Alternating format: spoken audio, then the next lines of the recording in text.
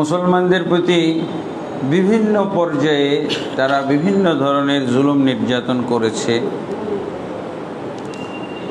আজকে জুলুম নির্যাতনের একটা নমুনা বা একটা দৃষ্টান্ত, একটা ঘটনা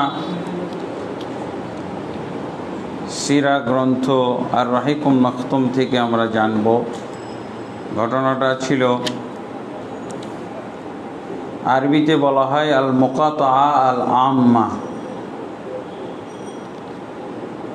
মুসলমানদেরকে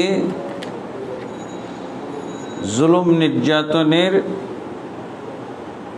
একটা নতুন অধ্যায়, একটা নতুন কৌশল, নতুন ব্যবস্থা, সেটা হলো কি সম্পর্ক ছিন্ন করার মাধ্যমে, অবরুদ্ধ করা। বিভিন্ন ধরনের সম্পর্ক ছিন্ন করা হয়েছিল এবং এর কারণ কি? এর বেশ কিছু কারণ ছিল। তারাই জুলুম নির্যাতনের বিভিন্ন নমুনা, বিভিন্ন কায়দা কৌশল ব্যবহার করত। তারাই পরিস্থিতি গরম করত, আর তাদেরই উল্টা হলো ক্ষোভ, তাদেরই মনে হচ্ছে কষ্ট।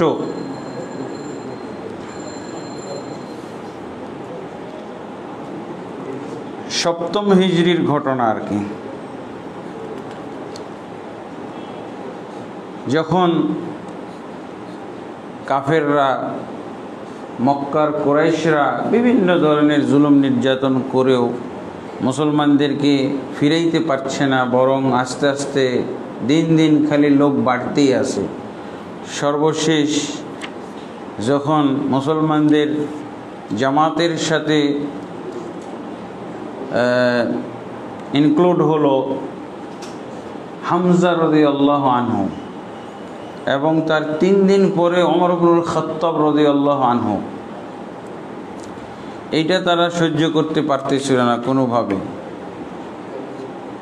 হামজা রাদিয়াল্লাহু আনহু ইসলাম গ্রহণের পরেই 3 দিনের মাথায় আবার ওমর ইবনুল খাত্তাব রাদিয়াল্লাহু আনহু ইসলাম গ্রহণ করলেন।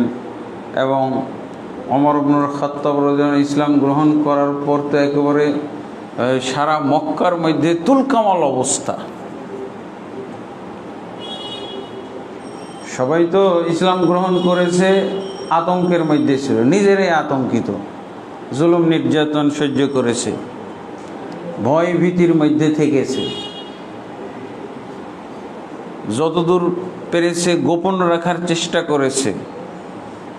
কিন্তু ওমর ইবনুল খাত্তাব রাদিয়াল্লাহু আনহুর ইসলাম গ্রহণটা তাদের জন্য বাড়তি একটা পেইন, বাড়তি একটা তাদের আঘাত, কঠিন আঘাত। কেন? উনি ইসলাম গ্রহণ করেছেন, করে তোলপাড় করে বেড়াচ্ছেন। ইসলাম গ্রহণ করার পরে উনি জরিপ চালাইলেন যে এই মুসলমানদের প্রতি কে বেশি ক্ষুব্ধ, কে বেশি বড় শত্রু, নবীর সবচেয়ে ক্ষতি কে চায়, নবী সাল্লাল্লাহু আলাইহি ওয়াসাল্লামের সবচেয়ে বড় শত্রুটা কে? তার জরিপে উঠে আসলো আবু জাহাল। উনি চলে গেলেন আবু জাহালের বাড়িতে। আবু জাহাল তো বের হয়ে আসছে, ও তো খুব খুশি, কারণ সেও তো কাফের। ও তো কয়েকদিন আগে তো আল্লাহ রাসূল সাল্লাল্লাহু আলাইহি ওয়াসাল্লামকে মারতেই গেছিল, হত্যা করার জন্য। তো সে দরজা খটখট করছে, আর আবু জাহাল তো দরজা খুলে দেখতেছে ওমর ইবনুল খাত্তাব রাদিয়াল্লাহু আনহু। তো আবু জাহাল তো জানে যে সে তারই বন্ধু, বা তার মতোই সে এখনও কুফরিতে আছে। তাকে তো খুব অভ্যর্থনা জানাইলো, স্বাগতম জানায়, আহলান সাহলান মারহাবা, এই কথা বলছে। মা জা বিকা, কি জন্য এই সময় হঠাৎ আমার বাসায়? কালা জিতু লিউখবিরাকা আন্নী কাদ আমানতু বিল্লাহি ওয়া বিরাসূলিহি, আমি এই জন্য আরও সময় করে এসেছি আপনার কাছে খবরটা দেওয়ার জন্য। কি খবর? যে আমি আল্লাহর প্রতি ঈমান এনেছি এবং নবী মুহাম্মদুর রাসূলুল্লাহ সাল্লাল্লাহু আলাইহি ওয়াসাল্লামের প্রতি ঈমান এনেছি, এবং নবী মুহাম্মদুর রাসূলুল্লাহ সাল্লাল্লাহু আলাইহি ওয়াসাল্লাম যা কিছু নিয়ে ওয়াহি কোরআন নিয়ে প্রেরিত হয়েছেন সব কিছুর প্রতি আমি ঈমান বিশ্বাস এনে তারপর তোমার সাথে দেখা করতে এসেছি। কালা ফাদারাবাল বাবা ফি ওয়াজহি, বলছে ওমর রাদিয়াল্লাহু আনহু, আমি দাঁড়িয়ে আছি, জোরে করে দরজা লাগিয়ে দিল, আমার মুখের উপরে দরজাটা লাগিয়ে দিল এবং বদদুয়া করলো কি, কাব্বাহাকাল্লাহ ওয়া কাব্বাহা মা জিতা বিহি, হ্যাঁ আল্লাহ তোমার মন্দ করুন, অমঙ্গল করুন, এবং তুমি যে সংবাদ নিয়ে এসেছো এই সংবাদকে মন্দ করুন, অমঙ্গলজনক করুন, এইটা বলে দরজা লাগিয়ে দেন। তারপরে ওমর ইবনে খাত্তাব রাদিয়াল্লাহু আনহু খালি এইগুলি গবেষণা, কীভাবে খবরটা তাড়াতাড়ি ছড়িয়ে পড়তে পারে। উনি যে ইসলাম গ্রহণ করছেন কত তাড়াতাড়ি ছড়ানো যায়। একটা লোক ছিল, তার নাম হলো জামিল বিন মামার আল জুমহি, মানে এ ছিল স্পিকারের মতো, স্পিকার, এবং খুব তাড়াতাড়ি যে কোনো একটা নতুন সংবাদ ছড়াইতে সে পটু ছিল, বাহাদুর, এগুলো খবর ভালো লাগে। ওমর ইবনে খাত্তাব রাদিয়াল্লাহু আনহু গবেষণা করে দেখলেন এই লোকটার কাছে যাওয়া যায়, ওকে খবর দিই, তাহলে কাজ হবে, আমি আর কতজনকে যে বলে বেড়াবো। পরে উনি চলে গেলেন তার কাছে, ফাখবারাহু, তাকে যে বললেন, এই জামিল, আমি কিন্তু ইসলাম গ্রহণ করেছি, মুহাম্মদ সাল্লাল্লাহু আলাইহি ওয়াসাল্লামের প্রতি ঈমান আনছি, এই কথাটা তুমি যত তাড়াতাড়ি পারো এই কি বলে মক্কায় ছড়িয়ে দাও, মক্কা নগরীতে, এবং যেখানে ছড়াইতে তোমার মন চায় ওখানে ছড়াও, তাড়াতাড়ি, যত তাড়াতাড়ি পড়ো। তো ফানাদা জামিল বিআলা সাউতিহি আন্না ইবনুল খাত্তাব ক্বাদ সাবা, এখানে মোটামুটি লোকজনের সবসময় সমাগম থাকতোই, সাফা মারওয়া এবং কাবা ঘরের আশপাশে। আমি তো আগেই বলছিলাম যে কাফের মুশরিক হলেও কাবা ঘর তাদের ছিল একেবারে প্রাণের চেয়েও বেশি মহব্বতের জিনিস, খুবই মহব্বত করো। এখানে তাদের সবাই, ওই যে আল্লাহ রসুলের হাদিসে আছে না, আরশের তলে ছায়া পাবে কয়েকজন, তার মধ্যে একজন হলো মুআল্লাকুন কলবুহু মুআল্লাকুন বিল মাসাজিদ, তা ওই ব্যক্তিও ছায়া পাবে যার অন্তরটা মসজিদের সাথে ঝুলন্ত বা বাঁধা থাকে। তো এইরকম ওই আবু জাহাল, আবু লাহাব, এদেরও ওই যে মনে হচ্ছে কাবা ঘরের সাথে তাদের সবার অন্তর বাঁধা, ওইখানে যে সবার আড্ডা, ওখানে সবাই থাকে, সাফা মারওয়া, আর সাফা তো অনেক কাছে। তো উনি যখনই জানিয়ে দিলেন জামিল বিন মামার আল জুমহিকে, তখনই উনি আওয়াজ সহ, জোর আওয়াজ সহ বলা শুরু করলেন। স্পিকার কি বলছে, নাদা জামিল বিআলা সাউতিহি আন্না ইবনুল খাত্তাব ক্বাদ সাবা, বলছে ওমর ইবনুল খাত্তাব বিধর্মী হয়ে গেছে। সবা মানে বিধর্মী হয়ে গেছে। এই কথাটা শুনে উনি তো খুব বিরক্ত হয়েছে, তার প্রতি রাগান্বিত হয়েছে। ফাকাল ওমর ওয়া হুয়া খালফাহু, ওনার কাছেই আছেন, পিছনে দাঁড়িয়ে আছে, আর ওই ঘোষণা দেওয়া শুরু করে, এই তোমরা সবাই জেনে নাও যে ওমর ইবনুল খাত্তাব বিধর্মী হয়ে গেছে। ওমর ইবনুল খাত্তাব রাদিয়াল্লাহু ওই জামিলকে বলছে, কাযাব, এই তোমরা শোনো, ও কিন্তু মিথ্যা বলতেছে, আমার সম্পর্কে মিথ্যা কথা, আমি বিধর্মী হই নাই, বরং আমি ইসলাম গ্রহণ করেছি। এইটা শুনে ফাসারু আলাই, সবাই তার প্রতি মানে ঝাঁপিয়ে পড়লো, চড়াও হইল। তো ওমর ইবনুল খাত্তাব রাদিয়াল্লাহু আনহু এইটাই সুযোগ খুঁজতেছেন যে কে আসবে আমার সাথে মোকাবেলা করতে। শুরু হয়ে গেছে যুদ্ধ, পরে মারামারি শুরু হয়ে গেছে, কিতাল। ফামাযালা ইউকাতিলুহুম, তিনি একাই তাদের সাথে যুদ্ধ লড়াই করে অনেকক্ষণ যুদ্ধ লড়াই চালিয়ে সবাই অনেককে আঘাত করেছেন। তাকেও কেউ কেউ আঘাত করেছে, কিন্তু সেই আঘাতে ওনার কোনো ক্ষতি হয় নাই, কিন্তু উনি যাকে যাকে মারছে খবর হয়ে গেছে, বুঝেছেন। তারপরে এদের মধ্যে মারামারি করে উনি ক্লান্ত হয়ে বসে আছে। ভাই আমি আর তোমাদের সাথে লড়াই করব না, আমি ক্লান্ত হয়ে গেছি, তোমরা যা ইচ্ছে তাই করো। কিন্তু আর কেউ সাহস করতে পারে নাই।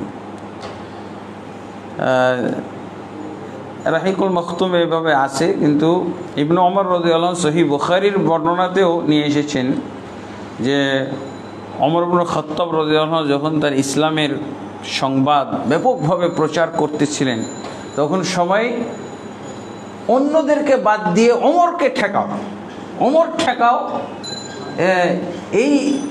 এই তাদের টেনশন হয়ে গেল। এমনকি তারা বাড়ি ঘেরাও করবে, বাড়ি ঘেরাও করে তাকে মারবে, এরকম অবস্থা। কিন্তু ওমর ইবনে খাত্তাব রাদিয়াল্লাহু আনহু কিছু হুমকি ধামকি এবং বিভিন্ন কবিলার যারা কর্ণধার নেতা তাদেরকে ডেকে উনি বুঝাইলেন। তো ওই নেতারা তাকে বেশ মূল্যায়ন করলো, ইসলাম গ্রহণ করলেও তার সাথে কোনো ঝগড়া বিবাদ লড়াই হোক এটা তারা চায় নাই। তো এদের মধ্যে বিশেষভাবে আস বিন ওয়াইল আস-সাহমি আবু ওমর, উনি বাড়িতে এসে ওমর ইবনে খাত্তাব রাদিয়াল্লাহু আনহুর কাছে জানতে চাইলেন কি অবস্থা। তো উনি বলছেন অবস্থা তো সঠিক, আপনি যা শুনেছেন, আমি ইসলাম গ্রহণ করেছি, কিন্তু ইসলাম গ্রহণ করার দায়ে আমাকে যে তারা হত্যা করতে চাইতেছে এইটার ব্যাপারে আপনি কি মনে করেন? তো তারা যদি আমাকে হত্যা করে তাহলে তো সহজে হত্যা করতে পারবে না, একটা কিন্তু লড়াই হবে, একটা যুদ্ধ হয়ে যাবে। এখন এর দায়িত্ব আপনি নেবেন নাকি তাদেরকে নিবৃত করবেন? লড়াই একটা হবে। তখন উনি বললেন যে ঠিক আছে, আমি দেখতেছি। পরে উনি যারা আক্রমণ করার জন্য এসেছিল বাড়ির আশপাশে, তো তিনি তাদেরকে বুঝাইলেন এবং তাদেরকে তিনি ফিরিয়ে দিলেন। এটা ছিল কাফেরদের পক্ষ থেকে প্রতিক্রিয়া, তাদের অবস্থা। ওমর ইবনে খাত্তাব রাদিয়াল্লাহু আনহুকে নিয়ে বেশ টেনশন, মারামারি, যুদ্ধ বিগ্রহ, এগুলো। আর মুসলমানদের দিকে কি হলো? ওমর ইবনে খাত্তাব রাদিয়াল্লাহু আনহু সেই গোপন ঘরে চলে গেলেন, গোপন বাড়িতে, যে বাড়িতে আল্লাহর রাসূল সাল্লাল্লাহু আলাইহি ওয়াসাল্লাম সাহাবীদেরকে বিশেষভাবে নিয়ে বসতেন, তালিম দিতেন, দ্বীনের কথা শিখাইতেন, বুঝাইতেন। তো উনি তো ওই তার বোনের সহযোগিতায়, তার ভগ্নিপতি এবং তাদের বাড়িতে যে যাতায়াত করতো খাব্বাব বিন ওরাত রাদিয়াল্লাহু আনহু, দাওয়াত দিত তার বোনকে এবং বোন জামাইকে, তিনজনের সহায়তায় তিনি তো দারুল আরকাম সফা পাহাড়ের পাশে সেই বাড়িতে গিয়ে ইসলাম গ্রহণ করলেন। তো উনি কয়েকদিন তাদের সাথে, যারা আল্লাহ রাসূল সাল্লাল্লাহু আলাইহি ওয়াসাল্লামের তালিম শোনার জন্য এই বাড়িতে জমায়েত হয়, উনিও ওই বাড়িতে যান। হঠাৎ করে উনি একদিন আল্লাহ রাসূল সাল্লাল্লাহু আলাইহি ওয়াসাল্লামকে প্রশ্ন করলেন। কি প্রশ্নটা? ইয়া রাসূলুল্লাহ, ইবনে আব্বাস রাদিয়াল্লাহু আনহু থেকে হাদিসটা বর্ণিত হয়েছে, ওমর ইবনে খাত্তাব রাদিয়াল্লাহু আনহুকে যে একটা লকবের সাথে চিহ্নিত করা হয়, তিনি পরিচিত, সেটা কি? ফারুক। তো ইবনে আব্বাস রাদিয়াল্লাহু আনহু একদিন ওমর ইবনে খাত্তাবকে জিজ্ঞেস করেছিলেন, লিআই শাইইন সুম্মিতাল ফারুক, আপনি কি কারণে ফারুক লকব পেয়েছেন? আল্লাহ রাসূল সাল্লাল্লাহু আলাইহি ওয়াসাল্লাম আপনাকে ফারুক লকবে কেন ভূষিত করেছেন, এর কি কোনো আপনি ঘটনা, এর কি কোনো কারণ আমাদেরকে ব্যাখ্যা করবেন, জানতে চাই। তখন ওই দিনের ঘটনাটা বললেন। ইসলাম গ্রহণ করার পরও আমরা ওই বাড়িটিতেই আল্লাহ রাসূল সাল্লাল্লাহু আলাইহি ওয়াসাল্লামের কাছে তালিম নিতাম, মুসলিমরা সব তালিম নিত। আমি আমিও দু একদিন গেছি, যে আমার খুব বিরক্ত লাগে, কারণ ওই কাবা ঘরের পাশেই আমরা সবসময় মিটিং করেছি কাফের অবস্থায়। আর এখন সেই কাফের অবস্থা থেকে উন্নীত হয়ে আমি মুসলিম হইলাম। মুসলিম হয়ে আমি গোপন জায়গায় বসবো, কথা বলবো, দিনের কথা শুনবো, আল্লাহর কথা শুনবো, এটা তো বেমানান। তো আমি আল্লাহ রাসূল সাল্লাল্লাহু আলাইহি ওয়াসাল্লামকে একদিন বললাম, প্রশ্ন করলাম। কি বললাম? ইয়া রাসূলুল্লাহ, আলাসনা আলাল হাক্কি ইন মিতনা ওয়া ইন হুইনা। ইয়া রাসূলুল্লাহ, আমাকে জবাব দেন, আমরা কি হকের ওপরে না? আমরাই তো হকের ওপরে, জীবিত থাকতে মৃত্যুবরণ করলেও জীবন মরণ উভয় অবস্থায় আমরাই তো হক, তাই নয় কি?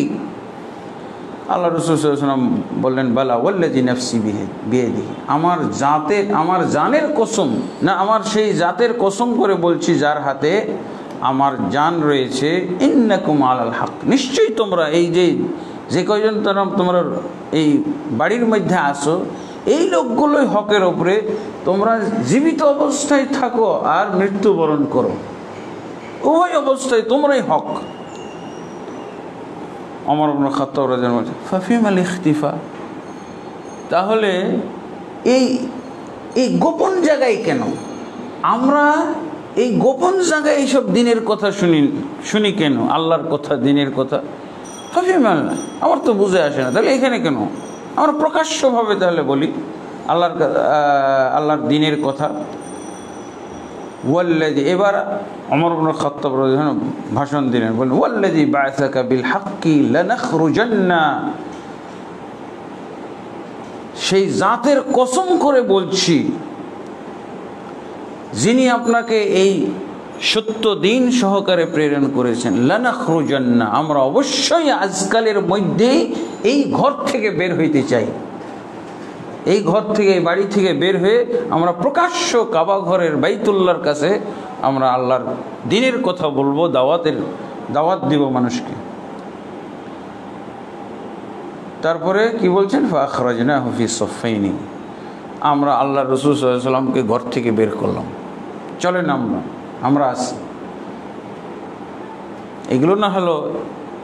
এগুলোর নাম হলো মুসলিম নেতা, তাই না? মুসলমানদের নেতা ইসলামের জন্য, ইসলামের দাওয়াতের ক্ষেত্রে, ইসলামকে বিজয়ের ক্ষেত্রে আগে থাকবে। হ্যাঁ, এগুলো হলো মুসলিম নেতা। আর ইসলাম ডুবানোর ক্ষেত্রে আগে, এটা কি মুসলিম নেতা হয় নাকি? এরকম আসো ইসলামকে ডুবাই দিই, তোমরা সহ ডুবাই দেবো, মুসলমান সহ ডুবাই দেবো ইসলামের নৌকা। দেখেন, এইরকম হইতে হয়। মুসলিম নেতা কাকে বলে? এই ওমর ফারুক দিয়ে আমাদেরকে যাচাই করতে হবে। ওমর ফারুকের মাধ্যমে আমাদেরকে শিখতে হবে মুসলমান নেতা কেমন হয়। নেতার তো অভাব নাই, কিন্তু ওমরের মতো হওয়া চাই। কি বললেন? আমরা দুইটা কাতার করলাম, লাইন ধরে কাবার দিকে যাবে। সফা পাহাড়ের পাদদেশে সেই বাড়িটা, ওই বাড়ি থেকে বের হইল দুইটা কাতার করে, মাশাআল্লাহ। তারপরে কি বলছেন? এক কাতারে হলো হামজা, আর এক কাতারের মাথায় হলেন ওমর ইবনে খাত্তাব রাদিয়াল্লাহু আনহু। পরে ওনারা চলে গেলেন মসজিদে।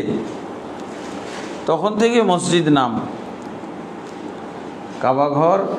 কাবা ঘরের আশপাশে যে ইবাদত বন্দেগী হইতো ওই এরিয়াটা তখনও মসজিদুল হারাম বলেই আবু জাহাল, আবু লাহাবরাও এই নামকরণই করত, এই নামেই তারা চিনত জানত। ফাদাখালনাল মসজিদে, আমরা মসজিদে প্রবেশ করলাম, অর্থাৎ কাবা ঘরের চত্বরে চলে গেলাম। ফানাযারাত ইলাইয়া কুরাইশুন ওয়া ইলা হামজাতা, আমরা যে কাতারবন্দি হয়ে যাচ্ছি, এক কাতারের মাথা শুরুতে হামজা, আর এক কাতারের মাথায় ওমর ইবনে খাত্তাব। এইটা দেখেই কুরাইশদের দুঃখ, তাপ, বেদনা অনুভব করা ছাড়া আর তারা কিছুই বলতে পারল না। একেবারে নীরবে তারা দুঃখ বেদনাগুলো সহ্য করলো এবং তাকাইতেছিল। ফাসাম্মানি রাসূলুল্লাহ সাল্লাল্লাহু আলাইহি ওয়াসাল্লাম, এই যে আমি এই ঘটনাটা যে ঘটাইলাম, নিরাপদে আবার চলেও আসলাম, আমরা কাবা ঘরে গেলাম, মসজিদুল হারামে গেলাম, আমরা কাবা ঘর তওয়াফ করলাম এবং সালাত পড়লাম এবং আবার নিরাপদে চলে আসলাম। তো কেউ আমাদের প্রতি চড়াও হতে আসেনি, কেউ আমাদেরকে মারধর করার জন্য এগিয়ে আসার সাহস করতে পারে নাই। সেদিন আল্লাহ রাসূল সাল্লাল্লাহু আলাইহি ওয়াসাল্লাম আমার নাম রেখে দিলেন ফারুক। ফাসাম্মানি রাসূলুল্লাহ সাল্লাল্লাহু আলাইহি ওয়াসাল্লাম ইয়াউমাইদিন আল ফারুক, ওই দিন আল্লাহ রাসূল আমাকে ফারুক নামে খেতাব দান করেছিলেন। তো আলহামদুলিল্লাহ, এরপরে শুরু হয়ে গেল সেদিন থেকে মুসলমানদের কাবা ঘরের চত্বরে, কাবা ঘরের আশপাশে আনাগোনা, চলাফেরা, মিটিং, আড্ডা, দিনের কথাবার্তা। তিনি আব্দুল্লাহ ইবনে মাসউদ রাদিয়াল্লাহু বলছেন, মা কুন্না নাকদিরু আন নুসাল্লি ইনদাল কাবা হাত্তা আসলামা ওমর, আমরা ওমর রাদিয়াল্লাহু ইসলাম গ্রহণ করার আগ পর্যন্ত নিরাপদে আমরা কাবা ঘরের পাশে সালাত পড়তে পারি না। এই দিন থেকে উদ্বোধন হয়ে গেল, আর এই দিন থেকে আমরা সালাত পড়া শুরু করলাম। সুহাইব রুমি বলছেন, একজন নির্যাতিত সাহাবী, তিনি বলছেন, ফালাম্মা আসলামা ওমর যহরাল ইসলাম, যখন ওমর রাদিয়াল্লাহু ইসলাম গ্রহণ করলেন, সেদিন থেকে এক ধরনের বিজয় আমরা অনুভব করা শুরু করলাম, ইসলামের এক ধরনের বিজয় এই মক্কার মধ্যে, এবং প্রকাশ্যে দাওয়াত দেওয়া শুরু করলাম। আর আমরা কাবা ঘরের আশপাশে হালাকা করে, মানে বৃত্ত আকারে বসা শুরু করলাম, নিয়মিত কাবা শরীফের তওয়াফ করা শুরু করলাম। এবং আমাদের দিকে যেমন তারা বাঁকা চোখে তাকাইতো, রাঙ্গা চোখে তাকাইতো, আমরাও তাদের দিকে এখন তাকাই, কিন্তু তারা আমাদের উপরে চড়াও হইতে আসে না।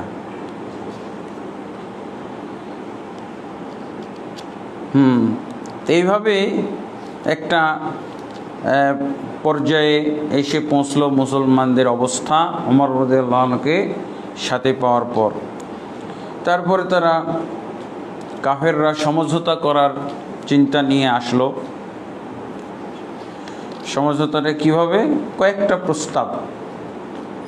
এখন আর এত কড়াকড়ি না করে তারা আসলো, আবুল ওয়ালিদ নামে একজন লোককে পাঠাইল, উতবা বিন রবিআ, সে একজন সর্দার ছিল, নেতৃস্থানীয়, তাকে পাঠানো হয়েছিল যে দেখো এখন সমঝোতা চুক্তি করা যায় কি না। তো তাদের তো শক্তি বেড়ে গেল, এখন তো তারা আমাদের তেমন পরোয়া করবে না, কিন্তু মুহাম্মদ সাল্লাল্লাহু আলাইহি ওয়াসাল্লাম সাথে একটা সমঝোতা করা যায় কি না দেখো। তো উতবা বিন রবিআ এই লোকটা দায়িত্ব নিয়েছিল যে আমি যাই। যা আসার পর কি বলেছিল, কয়েকটা প্রস্তাব দিয়েছিল। এক নম্বর হলো,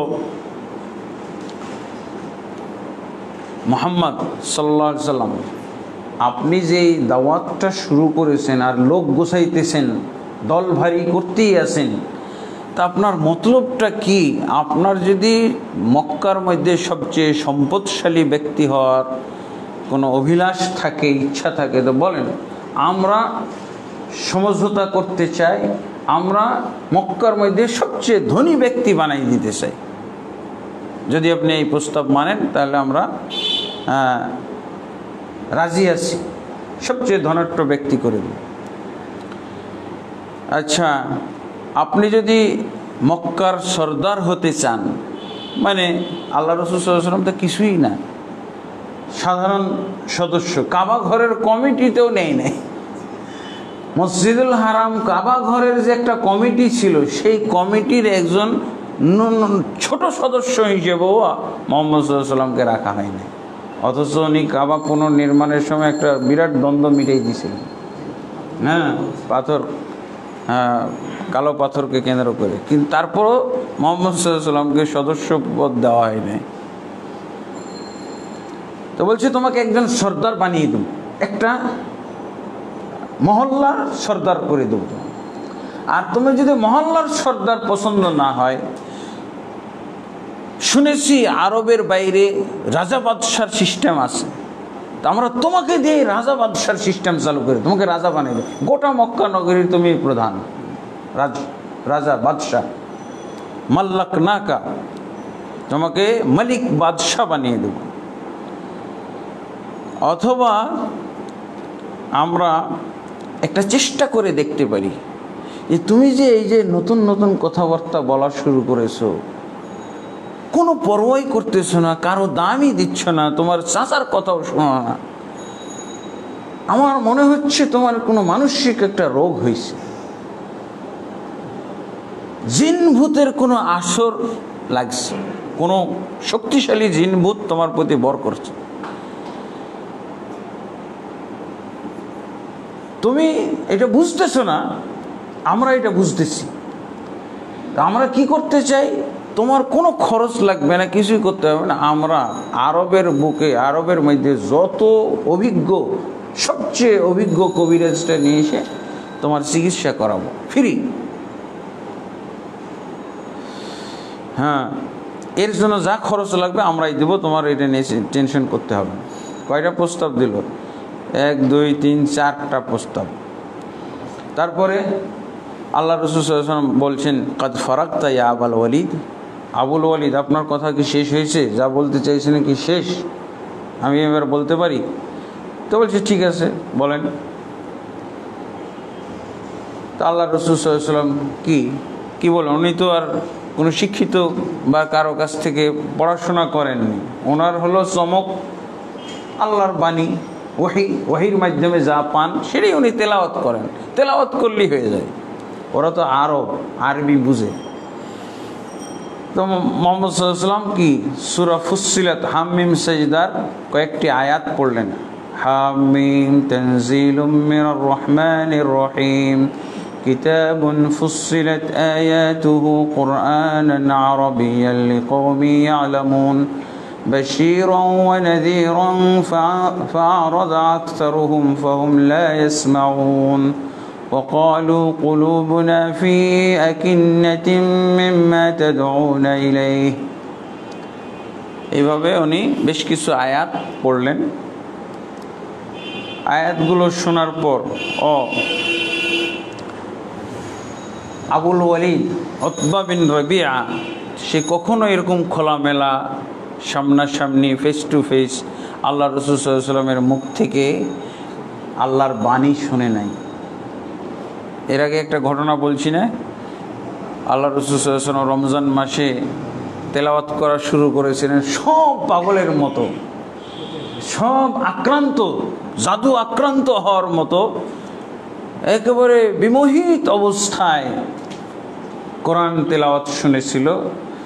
এবং এটা নিয়ে তো বিরাট ফ্যাসাদে পড়ে গেছিল এবং সারা এই আরবে ছড়িয়ে পড়েছিল যে কি মানে মোহাম্মদ এমন একটা জাদু করে দিয়েছে, সব মুসলমান হয়ে গেছে, এমন এক জাদু কষে দিয়েছে, সব মুসলমান হয়েছে। এই গুজব তো ছড়িয়ে গেছিলো এবং এই ঘটনা ঘটেছিল। তো এইদিকে এই উতবা বিন রবিআ সে এসেছিল সমঝোতা চুক্তি করতে আল্লাহ রাসূল সাল্লাল্লাহু আলাইহি ওয়াসাল্লামের সাথে। এসে উনি তো এইসব প্রস্তাব দেওয়ার পর আল্লাহ রাসূল সাল্লাল্লাহু আলাইহি ওয়াসাল্লাম আর কোনো তার পক্ষ থেকে বাক্য ব্যয় না করে আল্লাহর কালাম তেলাওয়াত করলেন। এতে কি হইল? তো আবুল ওয়ালিদ আল্লাহর কালাম তেলাওয়াত শোনার পর এই আয়াতের মধ্যে সেজদা আছে, হামিম সেজদা না সূরাটা, আল্লাহ রাসূল সেজদা করলেন, সেও সেজদা করছে, সে টেরই পাই নাই। আল্লাহ রাসূল সাল্লাল্লাহু আলাইহি ওয়াসাল্লামের কোরআন তেলাওয়াত শুনলেন, সেজদা করলেন, তারপরে উনি আর কিছুই বললেন না, ওনার বক্তব্য শেষ। বোবা বোবা অবস্থায় ফিরে চলে যাচ্ছে। ওই কুরাইশদের সেই মিটিংয়ে চলে গেছে যারা অপেক্ষা করতেছে, দেখি উনি তো গেল সমঝোতা চুক্তি করার জন্য, কি অবস্থা। তো তারা কি বলছে, ক্বালা বা'যুহুম লিবা'দ নাহলিফু বিল্লাহি লাকাদ জাআকুম আবুল ওয়ালিদ বিগাইরিল ওয়াজহিল্লাযী যাহাবা বিহি। ওই দূর থেকে দেখছে আবুল ওয়ালিদের চেহারা দেখেই তার আপোষে, এই চেহারাটা তো ওরকম না, যেই চেহারা নিয়ে আমাদের কাছ থেকে গেল চেহারা তো অন্যরকম, ও তো দেখো মুসলমান হয়ে আসছে। তার চেহারা দেখেই বোঝা যায় যে সে মুসলমান হয়ে গেছে। কি বলছে, নাহলিফ বিল্লাহ, আল্লাহর কসম আমার মনে হচ্ছে, আমাদের মনে হচ্ছে ও মুসলমান হয়ে আসছে। মুহাম্মদ সাল্লাল্লাহু আলাইহি ওয়াসাল্লামের কাছে যে ও নিরাপদে ফিরে আসতে পারে নাই, দেখো ও মুসলমান হয়ে আসছে, কসম করে বলতেছে, চেহারা দেখেই বলতেছে, চেহারা মলিন অবস্থা। পণ্ডিতি করে গেছিল কিন্তু তার পণ্ডিতি খাটে নাই, আল্লাহর কালামের কাছে সে পরাস্ত হয়েছে। ফালাম্মা জালাসা ইলাইহিম ক্বালু মা ওয়ারাকা ইয়া আবুল ওয়ালিদ, আবুল ওয়ালিদ কি হলো, তোমার মুখে কোনো কথা নাই, চেহারা মলিন, কি হয়েছে, কি বলো, সংবাদ দাও। তুমি তো গেলে যে মোহাম্মদের সাথে আমি একটা চুক্তি করে আসতেছি, সবাই শান্তিতে থাকতে পারবে আজকে থেকে, তো তোমার অবস্থা তো কথাই বলছে না। قال ورأي أني سمعت قولا والله ما سمعت مثله قط والله ما هو بالشعر ولا بالسحر ولا بالكهانة। বলছে আমি বা আমরা মুহাম্মদ সাল্লাল্লাহু আলাইহি ওয়াসাল্লাম সম্পর্কে যে ধ্যান ধারণা পোষণ করি এগুলো একটাও ঠিক না। আমরা যে বলতাম যে মুহাম্মদ সাল্লাল্লাহু আলাইহি ওয়াসাল্লাম একজন কবি, একজন পাগল, উনি একজন হলো জাদুকর, উনি একজন গণক, না, আমি তার যে বাণী শুনলাম এই বাণীর মধ্যে সাহিত্য, প্রজ্ঞা, জ্ঞান, বিচক্ষণতা এত মানে সুন্দরভাবে সেট করা আছে, এমনভাবে সুন্দরভাবে প্রকাশ পাচ্ছে যে আমাকে লজ্জা লাগতেছে এখন বলতে যে মোহাম্মদকে কেন আমরা জাদুকর বলেছি, কেন আমরা তাকে কবি বলেছি, এগুলো তো কোনোটাই খাটে না তার সাথে। দেখো মোহাম্মদ সাল্লাল্লাহু আলাইহি ওয়াসাল্লামের সাথে মোকাবেলা করো এখন তোমরা নীরবতার মাধ্যমে, খবরদার মোহাম্মদ সম্পর্কে আর কোনো কথাই বলো না, ওকে ওর মতো থাকতে যাও, তোমরা তোমাদের মতো, এইভাবে সমঝোতা হইতে পারে। আর মোহাম্মদের সাথে কিছু বলতে চায় না, কি সমঝোতা, তোমরা মোহাম্মদের ব্যাপারে কোনো টেনশনই করো, ওর সাথে থেকো না, ওর কাছে যাইও না, হ্যাঁ, এরই সমঝোতা। ওর কাছে গেলেই তোমাদের আর উপায় নেই, তার দিন গ্রহণ করতে হবে। এবং সে এমন জিনিসই নিয়ে আসছে, এমন জিনিসই সে প্রাপ্ত হয়েছে যে তোমরা ওর কাছে গেলেই হয় তার দিন গ্রহণ করতে হবে, আর না হয় নিজের সাথে বিশ্বাসঘাতকতা করতে হবে, নিজেকে অস্বীকার করতে হবে, এই পরিস্থিতি। তখন ওর কি বলছে, সমাধানটা দিল কি, যে ইয়া মা'শারা কুরাইশ আতিউনি ওয়াজআলুহা বি ওয়াখাল্লু বাইনা হাযার রাজুল ওয়া বাইনা মা হুয়া ফিহি ফাতাজিলুহু।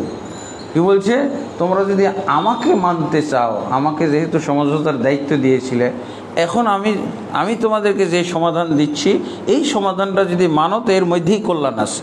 ইতাজিলুহু, তাকে তোমরা আলাদাই রাখো, আলাদা থাকতে দাও, ওর সাথে মিশার দরকার নেই, ওর সাথে কথা শোনার দরকার নেই, নাহলে ওর কথা শুনলে অ্যাভয়েড করার কোনো উপায় নেই, এমন জিনিস ওর কাছে আছে। তারপরে কি বললেন, ওয়াল্লাহি লা ইয়াকুনান্না লিকাউলিহি আল্লাযী সামি'তু মিনহু নাবাউন আযীম। উনি তো বড় সাহিত্যিক ছিলেন, তো বলছে উনি যে সাহিত্য আমার কাছে সে পাঠ করে শুনিয়েছে, এই সাহিত্যের মাধ্যমে, ওরা তো সাহিত্যের কাছে পরাজিত ছিল, তাই না, সাহিত্য প্রতিযোগিতায় তারা যে বেশি সাহিত্য জানতো তাকে তারা বেশি সম্মান করত, এই হলো সম্মানী, এই হলো সবার শীর্ষস্থানীয় ব্যক্তি। তো বলছে উনি যে বাণীগুলো তেলাওয়াত করতেছে এত প্রজ্ঞা মিশানো, এত বিজ্ঞান মিশানো, এত বাস্তবতার সাথে মিল, আর শুনতে এত মজা লাগে। আমার মনে হয় যে এ এক সময় বিজয় হবেই। এখন তোমরা যদি তার অন্য আরবরা একে যদি আরবের অন্য জাতি পরাস্ত করতে পারে, আরবে তো অনেক জাতি আছে, অনেক কবিলা আছে, যদি বাইরের মক্কার বাইরের লোকেরা তার কোনো বিহিত করতে পারে তাহলেই তোমরা রক্ষা পাবে। কিন্তু আমি মক্কাবাসী হিসেবে বলছি যে এর সাথে আমাদের আর কুলাবে না, এর সাথে সংঘর্ষে যাওয়া যাবে না। হ্যাঁ, আর যদি তোমরা তার সাথে ঐক্যমত্য পোষণ করো তাহলে আমার মনে হয় ফামুলকুহু মুলকুকুম, সে যে আমি ভবিষ্যৎবাণী করতেছি যে এই বাণী একদিন বিজয় লাভ করবে, তাহলে এই বিজয়ের মালিক তোমরাও হয়ে যাবে যদি তোমরা সম্মতি দাও। দেখছেন, তোমরা যদি সম্মতি দিয়ে তার সাথে হয়ে যাও তাহলে এই যে ভবিষ্যৎটা যে তার এত উজ্জ্বল, এই যে বিজয় লাভ করবে, এই বিজয়ের তোমরা ভাগী এবং শরীক হয়ে যাবে, মর্যাদাবান হয়ে যাবে তোমরা। ওয়া ইজ্জুহু ইজ্জুকুম, আর সে যে ইজ্জত লাভ করবে সেই ইজ্জত তোমরাও পাবে, সেই ইজ্জতের ভাগী হইতে পারবে। ফাসনাউ বাদমা ওয়া কুনতুম আসআদান নাস, আমার মনে হচ্ছে যে তোমরা যদি তার সাথে তাকে সমর্থন করো, তার পক্ষে চলে যাও, তার পক্ষে তোমরা মত দাও, আমার মনে হয় তোমরা আমার এই যুগে সবচেয়ে সুখী সমৃদ্ধ জাতিতে পরিণত হয়ে যাবে। দেখেন মুখ দিয়ে কীভাবে হক কথা, কিন্তু ইসলাম আসতেছে না। হ্যাঁ, হক কথা সব চলে আসলো তো। তারপরে কালু, তারা এই সমস্ত বক্তব্য শোনার পর, আবুল ওয়ালিদের এইসব বক্তব্য শোনার পর বলছে, কালু, সব যারা মিটিংয়ের লোকজন ছিল তারা, সাহারাকা ওয়াল্লাহি আবুল ওয়ালিদ বিলিসানিহি, আবুল ওয়ালিদ তোমার মতো এত বিচক্ষণ লোক, এত দৃঢ়চেতা মানুষ, সেও পরাজিত হয়ে জাদু আক্রান্ত হয়ে চলে আসছে। তুমি তো মোহাম্মদের বার্তা নিয়ে আমাদের কাছে এসেছো, আমাদের বার্তা তুমি মোহাম্মদকে পৌঁছাইতে পারোনি, তো মোহাম্মদের বার্তা আমাদের কাছে শুনাইতেছো। তুমি তো জাদু আক্রান্ত, তোমার মতো লোকও যদি নিরাপদে ফিরে আনা আসতে পারে তাহলে এটা হতাশাজনক। হাজার রাইফিহি, উনি কি বলেন যে আমি এটাই বুঝতেছি, আমার অনুধাবন হলো এরকম। এখন ফাসনাউ মা বাদা লাকুম, তোমাদের যা মন চাই করো, আমি এর চেয়ে সুন্দর আর কোনো সমাধান খুঁজে পাচ্ছি না। মুহাম্মদ সাল্লাল্লাহু আলাইহি ওয়াসাল্লামের সাথে মিশে তার কথা শুনে, তার বাণী শুনে আমি যা বুঝলাম, আমি আবুল ওয়ালিদের কাছে তোমরা এই মতামত ছাড়া আর কিছু মতামত পাবে না, নাই। এখন তোমরা যা ইচ্ছে তাই করতে পারো। এরপরে তো উনি আরও কিছু আয়াত পড়লেন, আরও কিছু আয়াত পড়েছিলেন তার সামনে। কি পড়েছিলেন? ফাইন আরাদু ফাকুল আনজারতুকুম সাইকাতান মিসলা সাইকাতি আদিন ওয়া সামুদ। ওই কোরআনের আয়াতের মধ্যে 13 নম্বর আয়াত, 13 নম্বর পর্যন্ত গেছেন আল্লাহ রাসূল। 13 নম্বর আয়াতে কি ছিল? ফাইন আরাদু, তারা যদি তোমার দাওয়াত, তোমার এই বাণী কবুল না করে, ফকুল, তাহলে নবী মুহাম্মদ সাল্লাল্লাহু আলাইহি ওয়াসাল্লাম আপনি তাদেরকে জানিয়ে দেন, আনজারতুকুম, আমি তোমাদেরকে সতর্ক করলাম, তোমাদেরকে আমি ভয় প্রদর্শন করতেছি, সাইকাতান মিসলা সাইকাতি আদিন ওয়া সামুদ, আদ এবং সামুদের প্রতি আল্লাহর যে গজব নাজিল হয়েছিল, এই গজবে তোমরা নিপতিত হবে।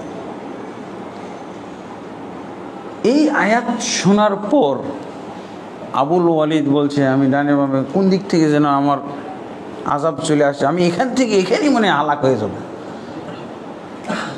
উনি ডানে বামে তাকাচ্ছেন, ফাওয়াজা ইয়াদাহু আলা ফামি রাসূলুল্লাহ সাল্লাল্লাহু আলাইহি ওয়াসাল্লাম, বলছে মুহাম্মদ আর তুমি তেলাওয়াত করো না, তোমার তেলাওয়াতটা বন্ধ করো। আনশুদুকাল্লাহ ওয়ার রাহিম, আমি আল্লাহর কসম দিয়ে বলছি এবং আত্মীয়তার সম্পর্কের দোহাই দিয়ে বলছি, তুমি আর সামনে আগায় না, আর পড়ো না আমার সামনে, আমার ভয় লাগতেছে। ওয়াযালিকা মাখাফাতান ইয়াকা আন নাযীর, সে বলছে তৎক্ষণাৎ ওই আদ সমুদ্রের মতো কিছু একটা আবুল ওয়ালিদের উপরে নেমে আসবে, আবুল ওয়ালিদ সেটা সচক্ষে দেখবে, এরকম তার আশঙ্কা হয়ে গেল। এবং বলছে, মোহাম্মদ দয়া করে বন্ধ করেন, আমার আপনার সাথে আত্মীয়তার সম্পর্ক আছে, আমি আল্লাহর কসম করে বলছি আত্মীয়তার সম্পর্কের দোহাই দিয়ে বলছি, আর আপনি কিছু বলেন না, আপনি আর তেলাওয়াত করেন না। হ্যাঁ, এইটা বলে ও উঠে পালে আসছে, যার জন্য এইসব কথাগুলো সে বলছে। সে কিন্তু বেশ আতঙ্কিত হয়ে এবং তার অনিচ্ছা সত্ত্বেও হক বলতে সে বাধ্য হয়েছে। এটা ছাড়া আর অন্য কোনো কথা বলার তার সুযোগই ছিল না। এমন সে অবস্থা প্রত্যক্ষ করে এসেছে, দেখে এসেছে, বুঝে এসেছে। তো এরপরে আরও কিছু ঘটনা এর আগে আমরা শুনেছি। আবু তালেব, আল্লাহ রাসূল সাল্লাল্লাহু আলাইহি ওয়াসাল্লামের চাচা, হ্যাঁ, তাকে তারা কিভাবে প্রস্তাব দিয়েছিল, মুহাম্মদ সাল্লাল্লাহু আলাইহি ওয়াসাল্লামকে আপনি আমাদের হাতে ছেড়ে দেন, মুহাম্মদের চেয়েও মক্কার মধ্যে সবচেয়ে সুন্দর ছেলেটিকে আপনার খিদমতে আমরা দিয়ে দিচ্ছি। মক্কার মধ্যে সবচেয়ে সুন্দর ছেলেটা ওমর ইবনুল ওয়ালিদ, ওমর বিন ওয়ালিদকে আমরা মুহাম্মদের পরিবর্তে দিয়ে দিচ্ছি, আর মুহাম্মদকে আপনি আমাদের হাতে হস্তান্তর করেন। তারপরে আর কি বলেছিল, যে আমরা আর মোহাম্মদ সাল্লাল্লাহু আলাইহি ওয়াসাল্লামের নির্যাতন সহ্য করতে পারছি না। মোহাম্মদ সাল্লাল্লাহু আলাইহি ওয়াসাল্লামের নির্যাতন কি সরাসরি নির্যাতন নাকি নীরব নির্যাতন, সহ্য করতে পারতেছে না, কোনো আঘাতের নির্যাতন তো না, দাওয়াতের নির্যাতন, তারা এটাকে নির্যাতন মনে করতেছে। অতএব তারপরে উকবা বিন মুআইত সে তো কয়েকবার আল্লাহ রাসূল সাল্লাল্লাহু আলাইহি ওয়াসাল্লামকে হত্যা করার চেষ্টা করেছিল। ওমর ইবনুল খাত্তাব রাদিয়াল্লাহু আনহু মারার চেষ্টা করেছিল। এরকম একটা পরিবেশ, নির্যাতনের যে পরিবেশটা। তারপরে এরা দেখা গেল যে আবুল ওয়ালিদকে সবচেয়ে বিচক্ষণ ব্যক্তিকে দিয়ে ফেল হইল। এই সব মিলিয়ে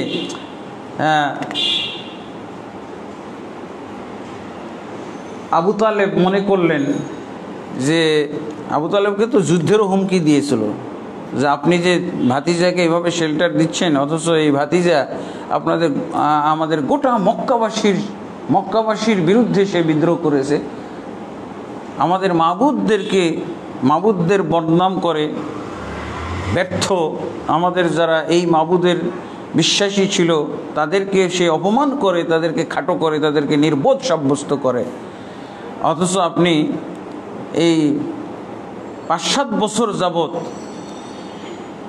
আপনি কোনো ব্যবস্থা নিলেন না। তো আবু তালেব এরকম বয়সও ভারী হয়ে আসছে, আর এইভাবে তারা নির্যাতনের জন্য মুহাম্মদ সাল্লাল্লাহু আলাইহি ওয়াসাল্লামের ক্ষেত্রে ওঁত পেতে থাকছে, এবং যতই মুহাম্মদ সাল্লাল্লাহু আলাইহি ওয়াসাল্লামের বিজয় আসতেছে ততই তাদের ষড়যন্ত্র আরও গভীর হইতেছে, মারাত্মক হচ্ছে। তখন আবু তালেব হাশেম বানুল মুত্তালিব এবং বানু হাশেম এই দুইটা উপগোত্রকে ডাকলেন। এর সব কাছের কুরাইশদের মধ্যে যে সমস্ত উপগোত্রগুলো ছিল, বানু হাশেম আর বানু আব্দুল মুত্তালিব, এই বানুল মুত্তালিব এদেরকে এবং বানু হাশেমকে তিনি ডাকলেন, ডেকে বললেন যে দেখো,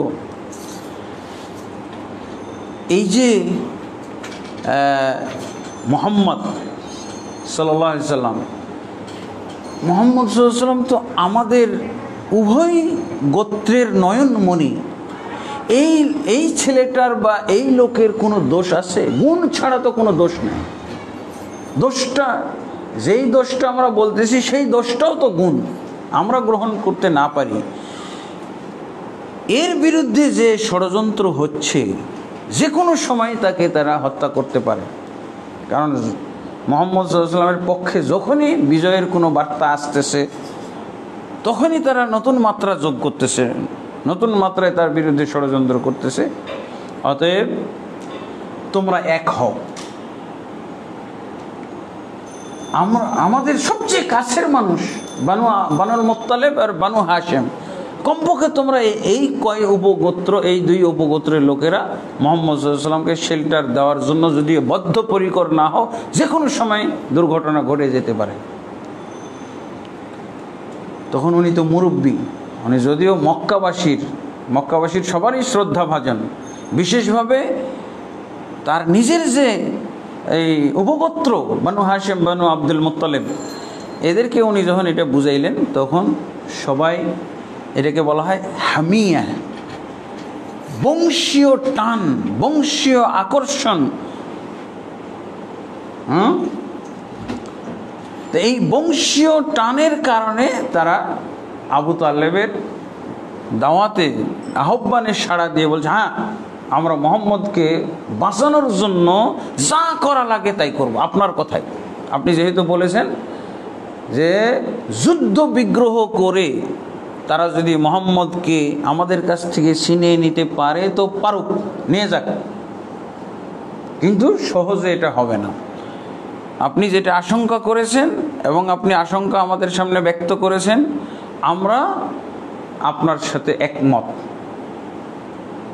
যে মুহাম্মদকে তুলে নিয়ে যেতে চাইলে আগে আমাদেরকে হত্যা করতে হবে, আমাদেরকে আগে পরাজিত করতে হবে, তাহলে মুহাম্মদকে তারা নিয়ে যেতে পারবে। শুধুমাত্র আবু লাহাব এই ঐক্য থেকে বেরিয়ে গেল, এটা কুরাইশদের সাথে গেল যে না না, আমি মুহাম্মদকে সহ্য করতে পারবো না, আমি ওদের সাথে, মুহাম্মদের বিরুদ্ধে যারা তাদের সাথে আবু লাহাব বেরিয়ে গেল। এখন এই কথা আবু লাহাব বা যে কেউ ফাঁস করে দিল যে এখন তো আবু তালেবকে তারা তো অসহায় বানাচ্ছিল, এখন আবু তালেব একটা শক্তি অর্জন করে ফেললো, হোক যুদ্ধ করতে চাইলে যুদ্ধ করুক। মানে কত মহব্বত করতেন আবু তালেব, কত মহব্বত করতেন রাসূলুল্লাহ সাল্লাল্লাহু আলাইহি সাল্লামকে, যে এর জন্য যুদ্ধ, এর জন্য নিজের জানটা হুমকির সম্মুখীন, বিপন্ন অবস্থা। এই খবরটা অলরেডি পৌঁছে গেল। এখন মুহাম্মদ সাল্লাল্লাহু আলাইহি ওয়াসাল্লামকে ছিনিয়ে নেওয়ার বা মুহাম্মদ সাল্লাল্লাহু আলাইহি ওয়াসাল্লামকে এরকম সহজভাবে উপগোত্র, এই দুই উপগোত্রের মাঝ থেকে আলাদা করে নিয়ে যাওয়ার বা হত্যা করার তাদের আশা দুরাশায় পরিণত হয়ে গেল। এখন নতুন ষড়যন্ত্র কি দেখেন, কাফের বদ মানুষের শত্রুদের, ইসলামের বিরুদ্ধে শত্রুদের যে কত ষড়যন্ত্রের নমুনা এবং শত্রুতার যে কত তাদের কৌশল, দেখেন এই কারণগুলো যখন একত্র হয়ে গেল, কতগুলো কারণ, হামজা ইসলাম গ্রহণ, ওমর ইবনে খাত্তাবের ইসলাম গ্রহণ, মুহাম্মদ সাল্লাল্লাহু আলাইহি ওয়াসাল্লামের সাথে সমঝোতা চুক্তি ব্যর্থ, তারপরে বানু আব্দুল মুত্তালিব, তারা দুই উপগোত্র মিলে, উপকবিলা মিলে তারা যে সংঘবদ্ধ হয়েছে মুহাম্মদকে শেল্টার দেওয়ার জন্য, মুহাম্মদের পক্ষে তারা থাকবে, মুহাম্মদের শত্রুদেরকে দমন করবে, যুদ্ধ হলেও হতে পারে। তারপরে ইতিপূর্বে তারা একটা মুসলমানদের আশ্রয়স্থল পাওয়া গেছে আবুসিনিয়া,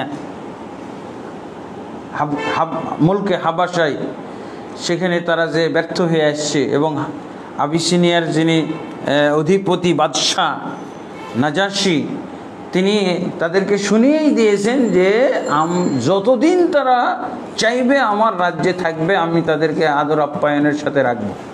এই যে এগুলো তাদের হাতুড়ি পিটতেছে অন্তরের মধ্যে, ব্রেনে খালি আঘাত করে, এবং তারা অনেক চেষ্টা করে এখন ব্যর্থ। এখন কি করবে?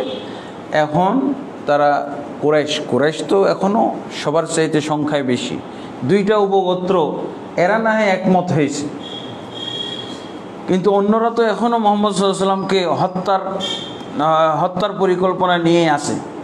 তারা করলো কি, যে এই দুই উপগোত্রের বিরুদ্ধে যুদ্ধ করার দরকার নাই, যুদ্ধ করতে গেলে তো হতাহত হবে, কতদিন চলবে এই যুদ্ধ তার ঠিক ঠিকানা নাই। মুহাম্মদ সাল্লাল্লাহু আলাইহি ওয়াসাল্লামকে মারতে গেলে কমপক্ষে শত শত লোক আরও মারা যাবে, উভয় দলের মারা যাবে। কিন্তু আমরা শান্তিপূর্ণ একটা ব্যবস্থা, আমাদের দেশে শান্তিপূর্ণ আছে না, শান্তিপূর্ণ হরতাল, শান্তিপূর্ণ অবরোধ, শান্তিপূর্ণ জ্বালাও পোড়াও, হ্যাঁ, শান্তিপূর্ণ ভাঙচুর, মানে ওরা শান্তিতে ভাঙবে, জ্বালাও পোড়াও করবে, বাধা যেন কেউ না দেয়, এই হলো শান্তিপূর্ণ। তো ওরা এরকম একটা শান্তিপূর্ণ ব্যবস্থা বের করলো কি, এই দুই উপগোত্রের সাথে বানু হাশেম এবং বানু মুত্তালিব, যেহেতু তারা মুহাম্মদ সাল্লাল্লাহু আলাইহি ওয়াসাল্লাম ছাড়া আর কিছু বুঝে না, কি মুসলমান আর কি কাফের, মুহাম্মদ সাল্লাল্লাহু আলাইহি ওয়াসাল্লাম ছাড়া আর কিছু বুঝে না। মুসলমান না হলেও মোহাম্মদ করতেছে, মুসলমান হয় না, মুহাম্মদ সাল্লাল্লাহু আলাইহি ওয়াসাল্লামের প্রতি ঈমান আনে নাই, কিন্তু মোহাম্মদ করে। আর তারা কোনোভাবেই, আর মুহাম্মদ সাল্লাল্লাহু আলাইহি ওয়াসাল্লামই হলেন সমস্যার মূল কেন্দ্র, জড়, তাকে উপড়ে ফেলতে না পারলে তো কিছুই হবে না, কোনো লাভ নাই। তো এমন কায়দা করতে হবে যাতে করে মুহাম্মদকে আমাদের কাছে দিয়ে যায় তারা, এই যে দাও আমাদের বিপদ দূর করো, মুহাম্মদকে দিয়ে বুঝিয়ে দিলাম। এই জন্য কী করলো, অবরোধ, তাদেরকে সম্পর্ক ছিন্ন করতে হবে, তাদের সাথে অবরোধ।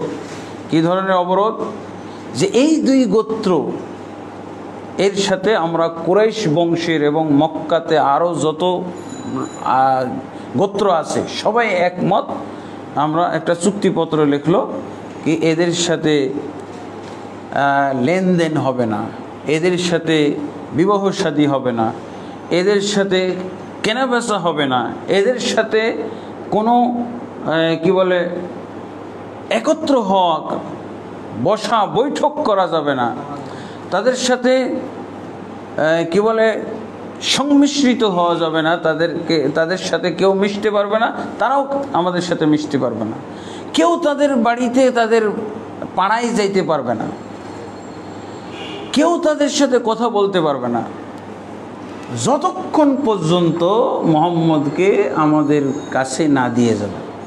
হইল, বিপদে পড়ার পর তো মুহাম্মদকে দিবে আমাদের কাছে, নাহলে এতদিন তারা থাকবে কি করে। এখন কাফের মুসলমান, আমরা মারতে চাইছিলাম, তুলে নিয়ে আসবো, আমরা তাকে যে কোনোভাবে ছিনতাই করব, তখন তো তারা যুদ্ধ লাগিয়ে দেবে, তারা চুক্তি করছে। এখন ওরাও চুক্তি করলো যে আমরা এই দুই গোত্রের সাথে মুহাম্মদ সাল্লাল্লাহু আলাইহি ওয়াসাল্লামের কারণে কোনো সম্পর্ক, কোনো ধরনের সম্পর্ক রাখবো না। তো এদের বাড়িগুলো তো বিচ্ছিন্ন জায়গায়, কার বাড়ি এখানে, কার বাড়ি ওই পাড়ার, কার বাড়ি আবু জাহেলের বাড়ির পাশে, কার বাড়ি হলো আবু সুফিয়ানের বাড়ির পাশে। এই যে অবরোধটা কঠিন হয়ে যাচ্ছে, তাহলে একজন আরেকজনের সাথে আর দেখাও হবে না, সম্ভাবনা একই গোত্রের লোক, অথচ দেখা যাবে যে একজন আরেকজনের সাথে মিশতেও পারতেছে না। তখন তারা নিজেরাই, যখন এরকম তারা সিদ্ধান্ত নিল, তখন আবু তালেব তখন পরামর্শ দিলেন, বা রাসূলুল্লাহ সাল্লাল্লাহু আলাইহি ওয়াসাল্লাম, যে তাহলে আমরা একত্র কোথাও বসবাস করি। একত্র সেটা কি, ওই যে শেব আবু তালেবের যে উপত্যকা ছিল, সেই উপত্যকায় সবাই একত্রিত হইল, যারা এই দুই গোত্রের লোকেরা, মুসলিম এবং কাফের সবাই। দেখেন মুহাম্মদ সাল্লাল্লাহু আলাইহি ওয়াসাল্লামকে কেন্দ্র করে তারা, আর ওই যে এই যে চুক্তিগুলো তারা যে এই যে পয়েন্টগুলো তারা লিখলো, লিখে কাবা ঘরে ঝুলিয়ে রাখলো, কাবা ঘরের ভিতরে। মানে কাবা ঘরের ভিতরে কেউ যদি কিছু ঝুলিয়ে দিতে পারে তাহলে ওইটা নিরাপদ, ওইটা কার্যকর হয়ে গেল, ওইটা পাশ হয়ে গেল, ওইটা আর কেউ ছিন্ন করতে পারবে না, ওইটার বিরুদ্ধে আর কেউ যেতে পারবে না। এইটা লিখে তারা কাবা ঘরে অলরেডি ঝুলিয়ে ফেলেছে। কাবা ঘরকে তারা এত সম্মান করত যে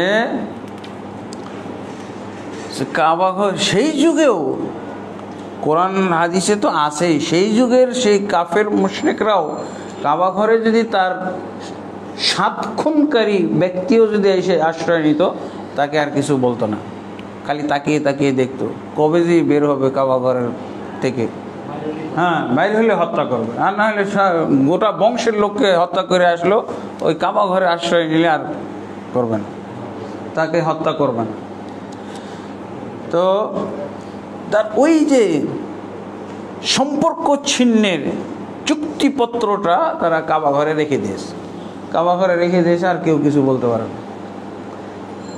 সেই যুগের তো কাবা ঘর হলো ব্যাংকও ছিল, কাবা ঘরের মধ্যে সব বস্তা বস্তা টাকা, সোনা চাঁদি এগুলো রেখে আসতো, নাম লিখে লিখে। কেউ চুরি করতো না, কেউ কারোটা দেখতো না, খালি দেখতো ও আবু জাহেলের এটা বস্তা, এত টাকা আর। কিন্তু বস্তা খোলার নিয়ম নেই, তাদের সেই ঈমান ছিল। ঈমানের কারণে তাদের যে একটা ঈমান ছিল, সেটাও আল্লাহ রিলেটেড ঈমান, সেটাও কিন্তু আল্লাহ রিলেটেড। আল্লাহর ঘরে রাখছে, আল্লাহর ঘরের জিনিস কিভাবে আমি খেয়ানত করি, এখানেই তো হালাক হয়ে যাব। আর আজকালকার মুসলমান কি করে, এই কোরআনটি রাখ ফ্যান, কোরআনের উপরে কোরআনের উপর কোরআন স্তূপ করে কোরআনের উপরে দাঁড়িয়ে ফ্যান চুরি করে নিয়ে যায়, ঘড়ি চুরি করে নিয়ে যায়, লা হাওলা ওয়ালা কুওয়াতা। সেই জন্য আর জাহিলিয়াতের যুগ, জাহিলি যুগের লোকেরা আল্লাহকে যতটুকু চিনত, সে চিনার মতোই চিনত। আল্লাহর প্রতি যতটুকু বিশ্বাস ছিল, সে ভ্রান্তিপূর্ণ বিশ্বাসের মধ্যেও ওই বিশ্বাসটুকু কত খাঁটি ছিল।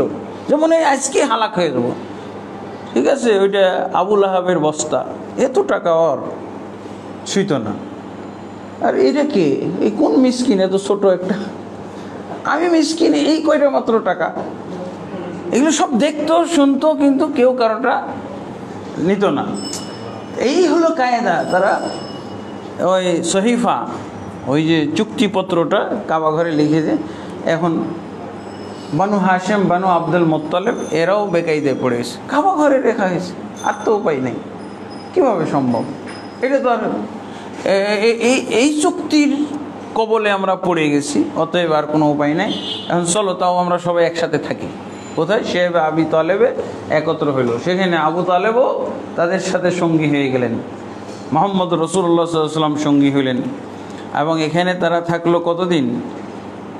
হ্যাঁ, ছিল 3 বছর সময়, 3 বছর। আল্লাহু আকবার। অকথ্য জুলুম, নির্যাতন এবং কষ্ট, কত যে কষ্ট করেছে তাদেরকে খানা কিনতে বাজারে আসলে বিক্রি করা হতো না। বাইরের কোনো লোক যদি পণ্য বিক্রি করতে আসতো, প্রতিযোগিতা করে তার কাছ থেকে কাড়াকাড়ি করে এই কুরাইশের লোকেরা নিয়ে নিত, তারা নিতে পারতো না, কিনতে পারতো না। তারা এই সময় গাছের পাতা খেয়েছে, চামড়া খেয়েছে, মানে তাদের ক্ষুধার জ্বালায়, ক্ষুধার চোটে তারা কান্নাকাটিও করত, এবং যেই কান্নাকাটিটা দূর থেকেও শোনা যেত। এইভাবে তারা অকথ্য নির্যাতন এবং কষ্ট ক্লেশের মধ্যে তারা 3টা বছর অতিবাহিত করেছিল। এরপরে আল্লাহ তাবারক ওয়া তাআলা রহম হলো। আল্লাহ তাবারক ওয়া তাআলা একটা মুজিজার ভিতর দিয়ে, 2 রকমের মুজিজা,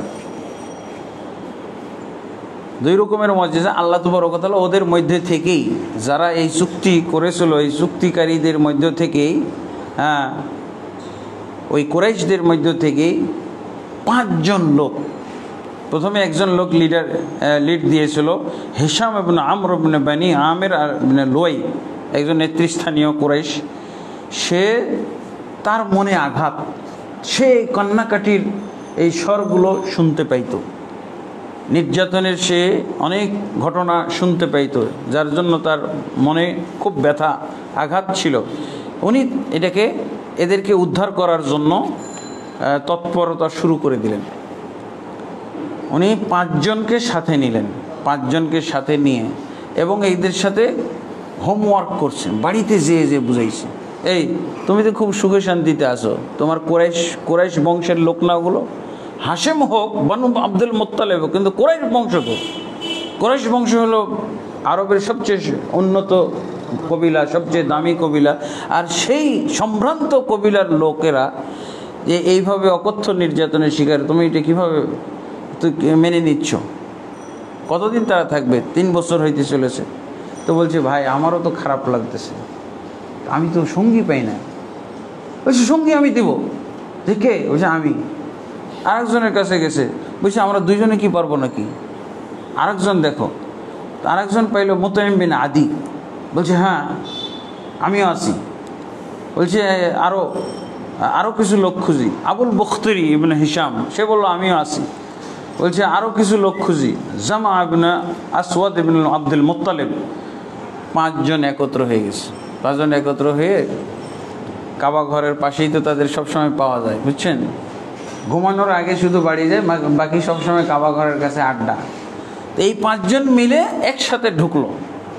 ওই নেতৃস্থানীয় আবু জাহালটা, এরা সব আবুল হাবেরা বসে আছে ওখানে, যে এই যে বক্তব্য দিলেন মুতাইম বিন আদি, কি বলে বক্তব্য দিলেন। প্রথমে জুহাইর বিন আবি উমাইয়া আল মখজুমি, উনি বক্তব্য দিলেন যে দেখেন, আমরা যেই সম্পর্ক ছিন্নের যে চুক্তিপত্র কাবা ঘরে রেখেছি, আমার মনে হচ্ছে এই চুক্তিপত্র প্রত্যাহার করা উচিত। এতদিন আমাদেরই বংশের লোকেরা, আমাদেরই আত্মীয় স্বজনের লোকেরা এরা নির্যাতনের মধ্যে অকথ্য নির্যাতন সহ্য করতেছে। তখন এরা ওই যে 5 জন মিলে বুদ্ধি করেছে, উনি বক্তব্য দিয়েছেন, উনি ওই কর্নার থেকে হ্যাঁ হ্যাঁ ঠিকই আছে, এটা আর চলতে দেওয়া যায় না। আর একজন বলছে হ্যাঁ হ্যাঁ চলতে দেওয়া যায় না, এই দিক থেকে 5 জন। ও তো আবু জাহলেরও ভয় পেয়ে গেছে, হ্যাঁ কখন এই চুক্তির বিরুদ্ধে সব লোক জনমত গঠন হয়ে গেছে, আর তো কেউ নাই দেখি, চতুর্দিক থেকে খালি দেখা এই চুক্তিপত্রের বিরুদ্ধে কথা আসতেছে। তো উনি তো পরিকল্পিতভাবে, তো বুঝেছেন। তো এইটা শুনেই আবু জাহল আতঙ্কিত। বলছে তোমরা তোমাদের এটা দুর্ভিসন্ধি, আমাকে বাদ দিয়ে কখন তোমরা এই চুক্তির বিরুদ্ধে ঐক্যমত হয়েছো আমাকে জানাও নেই। এটা তো আমাদের সাথে গাদ্দারি এক ধরনের, বুঝে গাদ্দারির মাধ্যমে না আজকে ভেঙে ফেলবে। এই জোহের বলছে আমি ঢুকতেছি কাবা ঘরে, তুমি কোথায় রাখছো দেখি। হ্যাঁ, আর এইদিকে আল্লাহ রসুল সাল্লাল্লাহু আলাইহি ওয়াসাল্লামের কাছে ওয়াহি এসে গেছে। ওয়াহি কি? যে এদের জুলুমের চুক্তিপত্র ধ্বংস করে ফেলা হয়েছে। আমি এক বাহিনী সেট করে দিয়েছি, সেটা কি? উই পোকা। দেখো মোহাম্মদ, ওদেরকে জানিয়ে দাও যে উই পোকাতে ওদের অন্যায়মূলক এই চুক্তিপত্রকে খেয়ে ধ্বংস করে ফেলেছে, শুধু আল্লাহর নামটা আছে। কি লিখেছিল তারা? বিসমিকা আল্লাহুম্মা। এই কথাটা লিখে চুক্তিপত্র করে, শুধু বিসমিকা আল্লাহুম্মা আছে, বাকি একটা কথাও নাই, সব ওই পোকায় খেয়ে ফেলেছে। দেখো, তখন এই কথাটা উনি তার চাচা আবু তালেবকে বললেন। আবু তালেব তখন এইটা ঘোষণা করে দিলেন। তখন এটাই একটা, এদিক থেকে তো জনমত তৈরি হয়েছে, আর এদিক থেকে তাদেরকে আল্লাহ রাসূল সাল্লাল্লাহু আলাইহি ওয়াসাল্লাম এই মুজিজার মাধ্যমে দুর্বল করা হয়েছে। যে বলছে দেখো তোমাদের এটা লাস্ট মোহাম্মদকে চিনার একটা পয়েন্ট হয়েছে। মোহাম্মদ সাল্লাল্লাহু আলাইহি ওয়াসাল্লাম যে সত্য নবী, আখেরি নবী, হ্যাঁ, তার তোমরা একটা আলামত এই মুহূর্তে দেখো।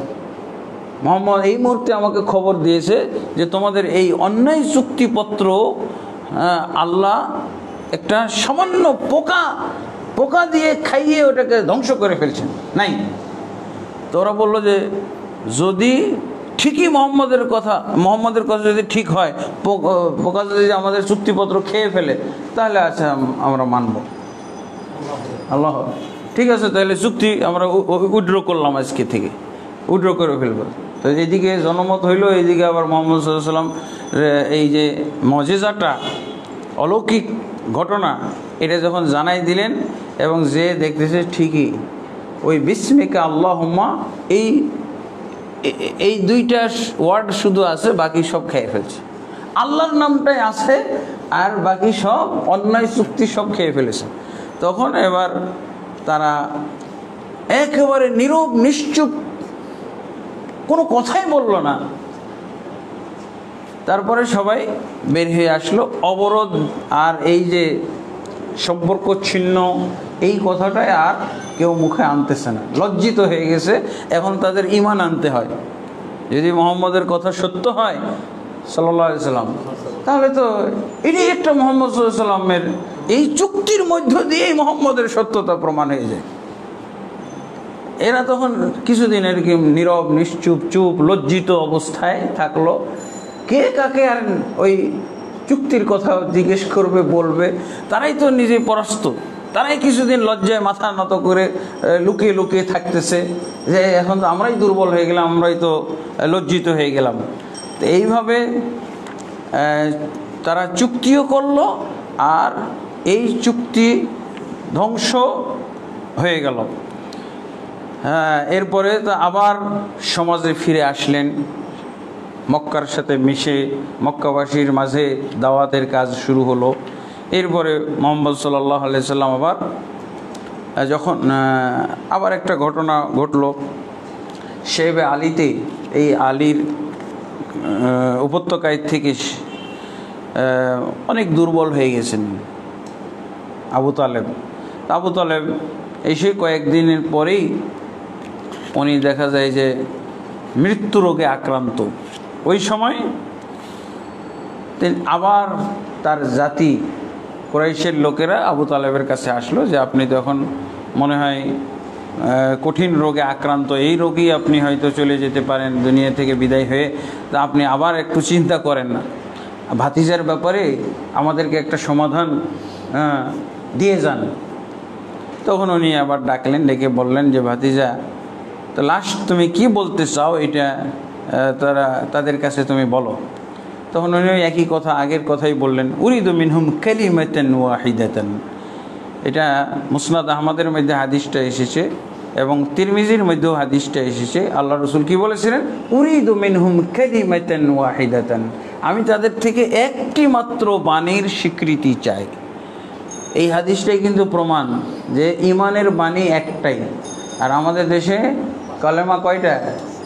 5 কলেমা। আর আল্লাহ রসুল কি বলছেন? উরিদু মিনহুম কালিমাতান ওয়াহিদাতান, আমি তাদের কাছে একটি মাত্র কালেমা। তাওহীদের কালেমা তো একটাই হওয়ার কথা। হ্যাঁ, কালেমাটা লম্বা চওড়া হইতে পারে, শর্ট হইতে পারে, লম্বা হইতে পারে, হ্যাঁ, অনেক বাক্য দিয়ে বোঝানো যেতে পারে, কিন্তু তাওহীদের বাক্য একটাই হবে। যে তারা যদি আমাকে এই কালেমার স্বীকৃতিটা দিয়ে দেয়, তাহলে তাদের জন্য তাদের কাছে সমস্ত আরব জাতি বশ্যতা স্বীকার করবে, আর সমস্ত অনারবরা তাদের কাছে কি জিজিয়া কর দিয়ে থাকবে। এই সম্মানটা আমি তাদেরকে দিতে চাই। একটা কথা আবু জাহল কি বলল? ও আবিকা লা নু'তিয়াকা ওয়াশরা আমসালিহা, যে মোহাম্মদ তুমি যদি এর মধ্যে এরকম কোনো কালেমা, এরকম কোনো বাণী আবিষ্কার করে থাকো যেই কালেমা পড়লে আমরা গোটা আরব বিশ্বের উপরে আধিপত্য বিস্তার করতে পারবো, সমস্ত অনারবরা আমাদের বশ্যতা স্বীকার করবে, আমাদেরকে জিজিয়া কর দিয়ে থাকবে, তাহলে এরকম কথা একটা নয়, ওয়াশরু কালিমাত, এইরকম 10 কালেমার স্বীকৃতি নাও আমাদেরকে এই মুহূর্তে। মোহাম্মদকে বিশ্বাসও তো করতো তারা। তখন কি বলছে? আবুল ওয়ালিদও তো এই কথাটাই বলছিল, আবুল ওয়ালিদ। তখন তারা কি বলল? যে ফাসাফাকু আইদিহিম, তারা তাদের হাততালি দিয়ে কি বলল? আতুরিদু ইয়া মুহাম্মদ, মোহাম্মদ তুমি আবার ওই আগের কথাটাই নিয়ে আসতেছো মুখে, যে কথাটা আমরা সহ্য করতে পারি না। হ্যাঁ, লা ইলাহা ইল্লাল্লাহ ওয়া তাখলাউনা মা তা'বুদুনা মিন দুনিল্লাহ, তোমরা এই কথার স্বীকৃতি যাও আল্লাহ ব্যতীত প্রকৃত কোনো মাবুদ নেই, এবং সমস্ত মাবুদ থেকে তোমরা যত বাতিল মাবুদ তোমরা মেনে আসছো, মানতেছো, এগুলো থেকে তোমরা বিরত হও, তাহলে তোমরা এই উপকারিতা পাবে। তখন তারা কি বলল? আতাজালুল আলিহাতা ইলাহা ওয়াহিদা, তুমি সমস্ত মাবুদকে এক মাবুদ করে দেবে। আমাদের বাপদাদা 14 পুরুষ থেকে বহু মাবুদে বিশ্বাসী, আমরা এক এক উদ্দেশ্যে এক এক মাবুদের কাছে যাই, সব উদ্দেশ্যের জন্য এক মাবুদ হয় নাকি?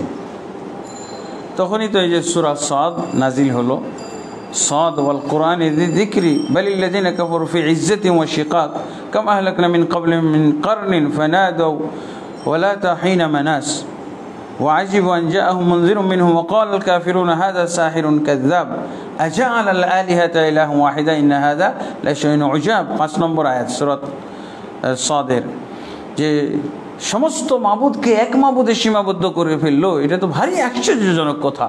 মা সামি'না বিহা ফিল মিল্লাতিল আখিরা, আমরা অতীতের সর্বশেষ যে মিল্লাত ধর্ম ঈসা আলাইহিস সালাতু ওয়াস সালাম নিয়ে এসেছিলেন, এর মধ্যেও আমরা পাই না এই কথা। এটা মিথ্যা কথা, তাদের মিথ্যা দাবি, যে আমরা কখনো শুনি নাই, কখনো জানি নাই, কখনো কেউ বলে নাই। কেউ হক প্রত্যাখ্যান করলে আমাদের যুগেও তো বলে যে এই হুজুর বলে কি, জীবনও শুনি নেই, আমাদের কোন হুজুর এই পর্যন্ত বলে নাই। এই প্রত্যাখ্যানের ভাষা এটা। হঠাৎ করে একটা কথা বলে দিলে আমরা মেনে নেব, এটা হইতে পারে না। তো কালেমার ব্যাপারেই তারা এই কথাটা বলেছিল। কালেমা হলো ইসলামের সবচেয়ে প্রসিদ্ধ কথা, প্রসিদ্ধ নিয়ম, প্রসিদ্ধ বাক্য, সবচেয়ে দামি বাক্য। অথচ এটার ব্যাপারে তারা কি বলছে, এমন একটা কালেমা মোহাম্মদ বলছে আমরা জীবনও কখনো শুনি নাই, বাপদাদা চোদ্দ পুরুষে নাই, কোনো ধর্মেও নাই, ধর্মেও নাই বলতেছে। তা আলহামদুলিল্লাহ। এরপরে কি আজানের সময় হয়েছে নাকি? যাই হোক, এরপরে তো আল্লাহ রসুল সাল্লাল্লাহু আলাইহি সাল্লাম তাদেরকে উদ্দেশ্য করে কালেমার দাওয়াত দিলেন, আর চাচা আবু তালেবকে তিনি দাওয়াত দিলেন, ইয়া আম্মি কুল লা ইলাহা ইল্লাল্লাহ। চাচা চান ওরা না বলুক এই কালেমাটা, তারা স্বীকৃতি না দেখ, মৃত্যুর আগে আপনি স্বীকৃতি দেন। কুল ইয়া আম্মি লা ইলাহা ইল্লাল্লাহ, এই চাচা লা ইলাহা ইল্লাল্লাহ বলুন, উহাজ্জু লাকা বিহা ইনদাল্লাহ, আমি কিয়ামতের দিন আল্লাহর কাছে দলিল পেশ করব, আল্লাহর সাথে আমি বিতর্ক করব আপনাকে জান্নাতে নেওয়ার জন্য। কিন্তু ওই আবু জাহাল, আবু লাহাব এরা কি বলতে থাকলো যে আপনি কি আপনার বাপদাদার 14 পুরুষকে অপমান করে তাদের ধর্ম থেকে বিচ্যুত হয়ে মুহাম্মদ সাল্লাল্লাহু আলাইহি সাল্লামের ধর্ম অনুসরণ করে, এই সদ্য ধর্ম অনুসরণ করে আপনি মরতে চান? এটা কি হয়? সেই পুরাণ ধর্ম, বাপদাদা 14 পুরুষের অনুসরণে যেই ধর্ম এতদিন পালন করে আসলেন, এবং শেষ মুহূর্তে আপনি সেটা ত্যাগ করবেন না আমরা আশা করি। তো আসলে সত্য স্বীকার করলেও মানাটা যে কত কঠিন, সবসময় কিন্তু সে মুহাম্মদ সাল্লাল্লাহু আলাইহি সাল্লামকে স্বীকৃতি দিয়ে এসেছে, কিন্তু সে নিজের পক্ষে নিজের মতো করে কখনো মানতে পারে নাই। এটাই হলো এটা সাধারণত আমরা বলতে পারি যে তার ভাগ্যে লেখা নেই, তার কাছে সমস্ত আসবাব ওসিলা ঈমান গ্রহণের সমস্ত পথ পন্থা এত সহজ হওয়া সত্ত্বেও সে গ্রহণ করতে পারে নাই। এটাকে বলা হয় তাকদীর। তার কোনো অজুহাত বাকি ছিল না। সে রাসূলুল্লাহ সাল্লাল্লাহু আলাইহি সাল্লাম এখানে শেবে আলীর মধ্যে থাকার সময় রাসূলুল্লাহ সাল্লাল্লাহু আলাইহি সাল্লামকে সে কীভাবে শেল্টার দিয়েছিল তার একটা নমুনা পাওয়া যায়। যেহেতু মুহাম্মদ সাল্লাল্লাহু আলাইহি সাল্লামকে কেন্দ্র করে এত বড় বিপদ ঘাড়ে নিয়েছিলেন, এত কষ্ট স্বীকার করে নিয়েছিলেন, সেই সময় আবু তালেব কি করতেন? কেন আবু তালেব ইয়াখাফু আলা রাসূলিল্লাহ, এই উপত্যকায় অবরুদ্ধ জীবনযাপনের সময় মুহাম্মদ সাল্লাল্লাহু আলাইহি সাল্লামকে এত চোখে চোখে রাখতেন আবু তালেব। فكان إذا أخذ الناس مضاجعهم يأمر رسول الله صلى الله عليه وسلم أن يضطجع على فراشه। যখন লোকেরা ঘুমিয়ে যাইতো, শুয়ে যাইতো, তখন আবু তালেব কি করতেন? মুহাম্মদ সাল্লাল্লাহু আলাইহি ওয়াসাল্লাম বলতেন তুমি আমার বিছানায় ঘুমাও। মুহাম্মদ সাল্লাল্লাহু আলাইহি ওয়াসাল্লাম কি বলতেন? তুমি আমার বিছানায় ঘুমাও। আর তার সন্তানদেরকে, আবু তালেব তার সন্তানদেরকে বলতো তোমরা মুহাম্মদের বিছানায় ঘুমাও। আল্লাহু আকবার। নিজের সন্তানের চেয়েও বেশি ভালোবাসতেন। আর তাকে বলতেন তুমি আমার বিছানায় ঘুমাও, আমার সাথে ঘুমাও, আমার সাথে থাকলে কেউ হত্যা করতে আসার সাহস করবে না। দেখেন ওয়ারা ইখতিয়ালাহ, ওই যে কি বলে এটাকে,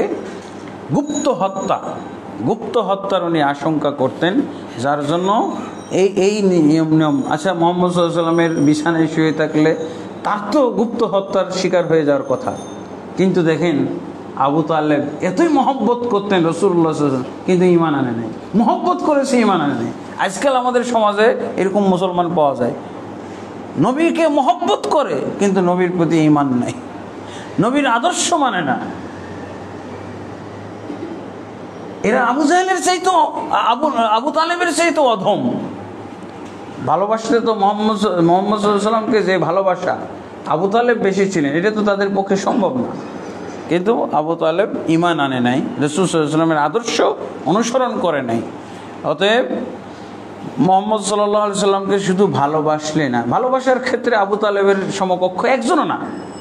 যারা মহব্বতের বাজার বসাইছে, হ্যাঁ, মহব্বত বাজারজাত করে বেড়াচ্ছে, হ্যাঁ, নবীর মহব্বত বাজারজাত করে বেড়াচ্ছে, তারা কখনো আবু তালেবের সমকক্ষ হতে পারে না।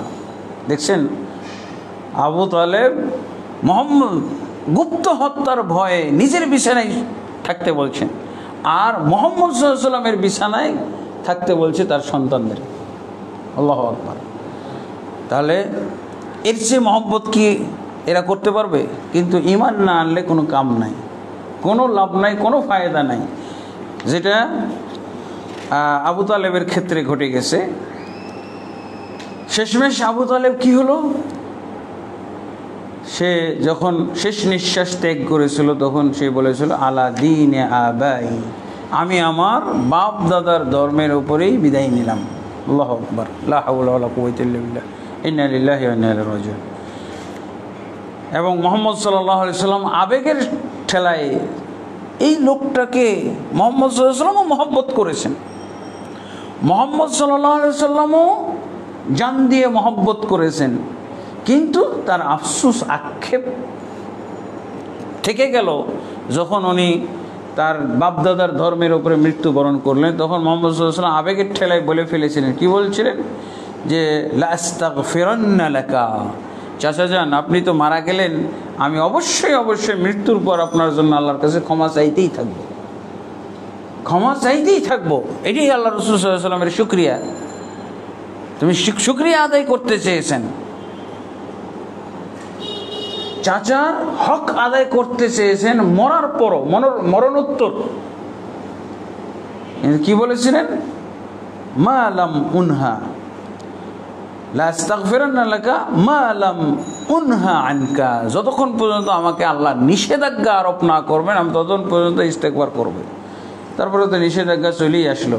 সূরা তাওবার 113 নম্বর আয়াত, কি মা কানা লিন-নবী ওয়াল্লাযীনা আমানু ইস্তাগফিরু লিল-মুশরিকিনা ওয়ালাউ কানু উলি কুরবা মিন বা'দি মা তাবায়্যানা লাহুম আন্নাহুম আসহাবুল জাহিম। নবীর জন্য উচিত হয় নাই, মুমিনদের জন্য উচিত না ইস্তাগফিরু লিল-মুশরিকিন, যে তারা মুশরিকদের জন্য ইস্তেগফার করবে, ওয়ালাউ কানু উলি কুরবা, যদিও তারা নিকট আত্মীয় হোক। নিকট আত্মীয় শুরু হয় কোথার থেকে, হ্যাঁ, ওই তালাতো ভাই থেকে শুরু হয়, পিতামাতা থেকে। নিকট আত্মীয় যদিও নিকট আত্মীয় হয়, পিতামাতা থেকে শুরু নিকট আত্মীয়। তো ওরা এই আয়াতগুলো জীবনও বলবে না। ওরা কি বলে, আল্লাহ রাসূল সাল্লাল্লাহু আলাইহি ওয়াসাল্লামের 14 গোষ্ঠী সব জান্নাতি, আল্লাহ রাসূল সাল্লাল্লাহু আলাইহি ওয়াসাল্লাম পিতা জান্নাতি, মাতা জান্নাতি, তার দাদা কি বলে চাচা জান্নাতি, সব তার বংশের সবাই জান্নাতি। নাউজুবিল্লাহ। এগুলো হলো রাসূল সাল্লাল্লাহু আলাইহি ওয়াসাল্লামকে মহব্বত করার মধ্য দিয়েই মুহাম্মদ সাল্লাল্লাহু আলাইহি ওয়াসাল্লামের সাথে শত্রুতা, মুহাম্মদ সাল্লাল্লাহু আলাইহি ওয়াসাল্লামের সাথে বৈরিতা, মুহাম্মদ সাল্লাল্লাহু আলাইহি ওয়াসাল্লামের সাথে সম্পর্ক ছিন্ন করা। যেখানে আল্লাহ এরকম বলে দিচ্ছেন যে ওয়ালাউ কানু উলি কুরবা, এই মুশরিকরা যদিও তারা নিকট আত্মীয় হোক না কেন, মিন বা'দি মা তাবায়্যানা লাহুম, যখন তাদের কাছে স্পষ্ট হয়ে গেছে যে তারা জাহান্নামের অধিবাসী। তারপর আল্লাহ কি বলছেন, ইন্নাকা লা তাহদি মান আহবাবতা। আল্লাহ মুহাম্মদ সাল্লাল্লাহু আলাইহি ওয়াসাল্লামকে লক্ষ্য করেই তো আল্লাহ বলছেন, নিশ্চয়ই আপনি হেদায়েত দিতে পারবেন না যাকে হেদায়েত দিতে পছন্দ করেন, ওয়ালাকিন্নাল্লাহা ইয়াহদি মান ইয়াশা, কিন্তু আল্লাহ যাকে চান তাকে তিনি হেদায়েত দিতে পারেন। দেখেন রাসূলুল্লাহ সাল্লাল্লাহু আলাইহি ওয়াসাল্লাম মখলুকের ব্যর্থতা আল্লাহ প্রমাণ করে দিচ্ছেন, আল্লাহ ঘোষণা করছেন। খালেকের তুলনায় মখলুকের ব্যর্থতা বললে কোনো সমস্যা আছে? আল্লাহ বলছেন ইন্নাকা লা তাহদি, নিশ্চয়ই তুমি হেদায়েত দান করতে পারবে না যাকে তুমি পছন্দ করো। তো রাসূল সাল্লাল্লাহু আলাইহি ওয়াসাল্লাম কি পছন্দ করেন নাই? আবু তালেবের মতো লোককে যদি হেদায়েত দেওয়া পছন্দ না করেন তা কাকে করবেন? পিতামাতাকে তো পাননি, তারপরও তিনি তার মুখে উচ্চারণ করে শুনিয়ে দিয়েছেন পিতামাতার কি পরিণতি। এই আয়াতেরই তাফসিরে আপনারা পেয়ে যাবেন। ইবনে কাসির পড়ে দেখেন, ইবনে কাসিরে কি লেখা আছে। এই আয়াতের সাবাবুন নুজুল, শানে নজুলের মধ্যে লেখা আছে যে আল্লাহ রাসূল সাল্লাল্লাহু আলাইহি ওয়াসাল্লাম তার মায়ের কবরে কয়েকটা, দুইটা শানে নজুল। একটা হলো তার মায়ের জন্য ইস্তেগফার করেছিলেন, আর একটা হলো চাচার জন্য ইস্তেগফার করেছিলেন। এটা সহিহ বুখারী তো আছে চাচার জন্য ইস্তেগফার করা, আর কোরআনের সূরা তাওবাতে তো আছেই 113 নম্বর আয়াত। কি বলছেন? আল্লাহ রাসূল সাল্লাল্লাহু আলাইহি ওয়াসাল্লাম মদিনা থেকে আসার সময় তার মায়ের কবরের কাছে দাঁড়িয়ে কান্না করতেছেন এবং ইস্তেগফার করতেছেন। সাহাবায়ে কেরাম বলছেন যে আল্লাহ রাসূলের কান্না দেখে আমরাও চোখের পানি বিসর্জন দিচ্ছিলাম, অশ্রু প্রবাহিত হচ্ছিল। এমন একটা পরিবেশ, ক্রন্দনের পরিবেশ, দুঃখ বেদনার পরিবেশ, যেখানে রাসূল কাঁদতেছেন সে তার মায়ের জন্য, তা আমরা কাঁদবো না কেন? আল্লাহ রাসূল তখন ইস্তেগফার করতেছিলেন আর কাঁদতেছিলেন। তখন এই আয়াত নাজিল হয়ে গেল এবং এই আয়াতের তাফসিরে কি বলে মুসলিমের মধ্যে হাদিস এসেছে, আল্লাহ রাসূল সাল্লাল্লাহু আলাইহি ওয়াসাল্লাম নিজে বলছেন, ইস্তাযানতু রাব্বি লিআস্তাগফিরা লিউম্মি ফানাহানি। আমি আল্লাহর কাছে কাঁদতেছিলাম এবং ইস্তেগফারের অনুমতি চাইতেছিলাম আল্লাহর কাছে, যে আল্লাহ তুমি আমার মায়ের জন্য ইস্তেগফারের অনুমতি দাও। তখন আল্লাহ নিষেধ করে দিলেন। মুহাম্মদ সাল্লাল্লাহু আলাইহি ওয়াসাল্লাম কি তার মায়ের জন্য ইস্তেগফার করা পছন্দ করেন না? ওয়ালাকিন্না ইন্নাকা লা তাহদি মান আহবাবতা। তো তিনি নিবৃত হয়ে গেলেন। তারপরে কি বলেন? ইস্তাযানতু রাব্বি লিআযুরা কবরাহা ফাআযানা লি। যখন আমাকে ইস্তেগফার করা নিষেধ করে দিলেন, তখন আমি আল্লাহর কাছে বললাম যে আল্লাহ, মুখ বন্ধ রাখবো, খালি চোখ খোলা রাখবো, চোখটা দিয়ে মায়ের কবর দেখব, এটার কি অনুমতি হবে না? তা আল্লাহ বলছেন যে হ্যাঁ, এটার অনুমতি আছে। মুখ বন্ধ চোখ খোলা। মুখ বন্ধ কেন? মুশরিক অবস্থায় নিকট আত্মীয়, অতি নিকট আত্মীয় মারা গেল, তার জন্য ইস্তেগফার করা যাবে। এটা কোরআন, এটা আবেগের কথা না, এটা কিসসা কাহিনী না।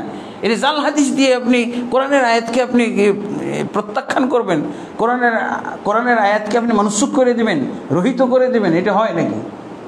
এটাই হলো জাল হাদিসের কারবার। জাল হাদিসে একটা পাওয়া যায়, ওই জাল হাদিসটা গ্রহণ, এই আয়াতটা তারা জীবনও মুখে আনবে না।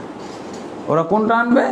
ওই সব আবেগী কথা। মুহাম্মদ সাল্লাল্লাহু আলাইহি ওয়াসাল্লাম সবচেয়ে শ্রেষ্ঠ, মুহাম্মদ সাল্লাল্লাহু আলাইহি ওয়াসাল্লাম নবীদের সর্দার, মুহাম্মদ সাল্লাল্লাহু আলাইহি ওয়াসাল্লামের কি বলে সুপারিশে এত লোক জান্নাতে যাবে, হ্যাঁ, আর তার পিতামাতা জান্নাতে যাইতে পারবে না। আবেগের কথা। তো তোমার আবেগ দিয়ে আমি কোরআন মানসুখ করবো নাকি? তোমার মতো হাজার হাজার লোক মানসুখ করে দেবো, তোমাদের আলেমদের হাজার হাজার কথা মানসুখ করে দেবো, কিন্তু কোরআনের একটি আয়াতকে আমি অবশ্যই প্রত্যাখ্যান করতে পারবো না, এটা সম্ভব না। কি একটা কথা, এই হাদিসের কোনো ভিত্তি খুঁজে পাওয়া যায় না। জাল হাদিসেরও একটা তো ভিত্তি থাকে। হ্যাঁ, সে কি বলছে? আল্লাহ রাসূল সাল্লাল্লাহু আলাইহি ওয়াসাল্লামের পিতামাতা, তাহলে এই যে পিতামাতা নাকি নবী সাল্লাল্লাহু আলাইহি ওয়াসাল্লামের প্রতি ঈমান এনে আবার কবরে চলে গেছে। তো মুহাম্মদ সাল্লাল্লাহু আলাইহি ওয়াসাল্লাম তো মক্কায়, আর মায়ের কবর হলো মদিনায়। এই যে লাশটা উঠে মক্কার দিকে আসলো, কেউ দেখতে পেল না, কি অবস্থা ছিল রে ভাই? এই জাল হাদিসকে কেন প্রত্যাখ্যান করতে হবে? জাল হাদিস মানে ইসলামের অবমাননা, ইসলামকে হেয় প্রতিপন্ন করা, অযৌক্তিক বানিয়ে ফেলা, ইসলাম ধর্মকে, মুসলমানদেরকে অযৌক্তিক বানিয়ে ফেলা। তোমরা এই জিনিস মানো? কবর থেকে উঠলো, 450 কিলোমিটার লাশটা উঠে উঠে গেল, যে মুহাম্মদ সাল্লাল্লাহু আলাইহি ওয়াসাল্লামের প্রতি ঈমান এনে আবার চলে গেল। বুঝাও এটা বুঝতে কেমন? দেখছেন ব্রেনে কিভাবে আঘাত, ব্রেনের জন্য কত এটা ক্ষতিকর জিনিস। এমন জঘন্য, এমন অযৌক্তিক, এমন গাঞ্জাখড়ি কথা আমাকে বিশ্বাস করতে বলা হয়, কিন্তু কেউ রেডি হয়ে আছে, অনেকে রেডি আছে। বললি হুজুর আপনি বললেন ঠিক আছে, কোরআন বাদ আপনি ঠিক, নাউজুবিল্লাহ। এটা হয় নাকি? আবেগী কথাবার্তা। ইমাম সৈয়দী নাকি বলছে, ইমাম সৈয়দীর কথা। আরে সৈয়দী কি? শুধু সৈয়দী নাকি?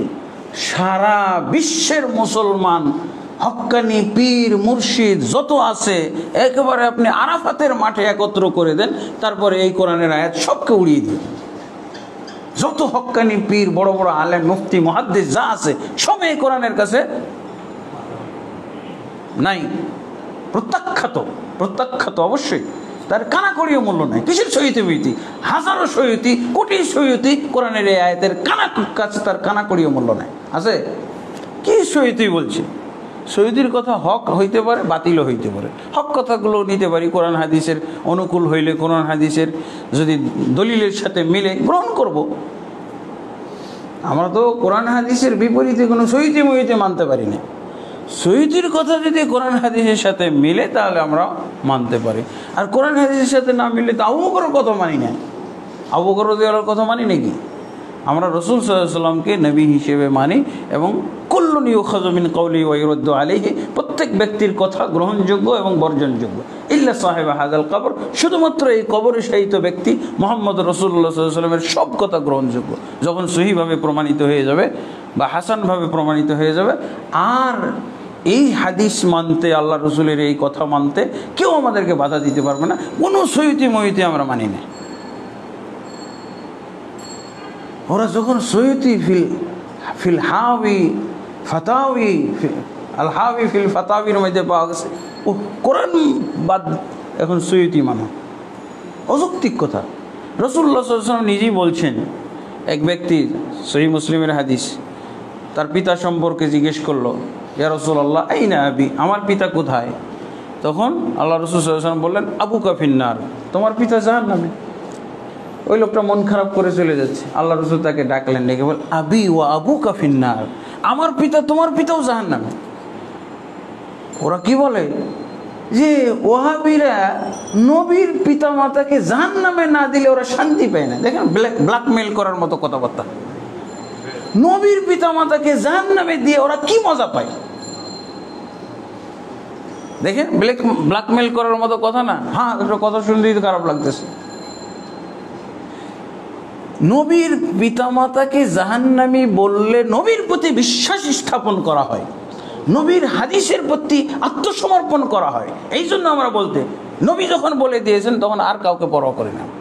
আমরা নবী ছাড়া আর কিছু চাই না। আমার পিতা, নবীর পিতা দিয়ে আমার কানা করিও কোনো মূল্য হবে না। আখেরাতে কোনো নাজাতের কোনো ব্যবস্থা নাই। নবীর পিতা দিয়েও হবে না, নবীর মাতা দিয়েও হবে না, শুধু নবী দিয়ে আমার নাজাত হইতে পারে, নবীর আদর্শের মাধ্যমে নাজাত হইতে পারে। তো তুমি আমাকে পিতা মাতার এইসব ব্ল্যাকমেল করে আমার লাভ আছে? আমরা কেন? এটা নবীর প্রতি বিশ্বাসের অংশ, নবীর হাদিসের প্রতি আত্মসমর্পণের অংশ। নবী বলে দিয়েছেন, আর আমি আর কারো আবেগী কথা শুনতে চাই না। নবী বলেছেন আমার পিতা জাহান্নামী, তুমি কি নবীর চাইতে বেশি তার পিতাকে মহব্বত করো নাকি? হ্যাঁ, নবী তার নিজের পিতাকে মহব্বত করতে জানলো না, আর তুমি এত মহব্বতের ডিপু তোমার কাছে আছে যে তার চেয়েও বেশি ভালোবাসে। নবী জাহান্নামী বলছে আর তুমি বলছো জান্নাতি, তো তোমার তো নবীর সাথে গরমিল হয়ে গেছে। কিয়ামতের দিন কঠিন বোঝাপড়া হবে। যদি নবী বলে যে আমি আমার পিতাকে জাহান্নামী ঘোষণা করে, তুই কেন আমার পিতাকে জান্নাতি বলেছিস? বল, তোর বেশি দরদ না আমার বেশি দরদ? যদি এরকম বোঝাপড়া হয় তখন কি উপায়? আমরা আমার নবী, আল্লাহ যদি সারা পৃথিবীর মানুষকে জান্নাত দিয়ে দেয় এতে আমার আপত্তি নেই, আমি খুশি। কিন্তু রাসূল সাল্লাল্লাহু আলাইহি ওয়াসাল্লাম যাদেরকে বলে দিয়েছেন যে এরা জান্নাতে যাবে না, এরা জাহান্নামী, অবশ্যই তাদেরকে আমরা বলতে থাকবো। তুমি যদি হাজারো জাল হাদিস নিয়ে আসো আর হাজারো সৈয়দি তুমি নিয়ে এসে আরাফাতের মাঠ, টঙ্গীর মাঠ না, আরাফাতের মাঠ যদি বোঝাই করে দাও, আমি একটাও বিশ্বাস করি না। এই কোরআনের আয়াত দিয়ে আমি ফুৎকার দিয়ে উড়িয়ে দেবো সব, যে তোমার সব আরাফাতের ময়দানের মুফতি, মুহাদ্দিস এবং পীর মুর্শিদ সব বাদ। এক সেকেন্ডও আমি তোমাদেরকে বিশ্বাস করি না। আমি কোরআনের আয়াত আঁকড়ে ধরেছি, কোরআনের আয়াত আঁকড়ে ধরতে হবে। তা আলহামদুলিল্লাহ, এভাবে রাসূলুল্লাহ সাল্লাল্লাহু আলাইহি ওয়াসাল্লামের চাচা আবু তালেবের সাথে মক্কার পর্বের সমাপ্তি হয়ে যায়, তিনি মৃত্যুবরণ করেন। এরপরে ওই বছরে খাদিজা রাদিয়াল্লাহু আনহার মৃত্যু হয়। তারপর এইভাবে রাসূলুল্লাহ সাল্লাল্লাহু আলাইহি ওয়াসাল্লামের, আমি সংক্ষেপে আর কি শেষ করলাম, যেহেতু খাদিজা রাদিয়াল্লাহু আনহার মৃত্যুর কথা আমরা সবাই জানি। ওই বছরই ঘটেছিল। এটা হলো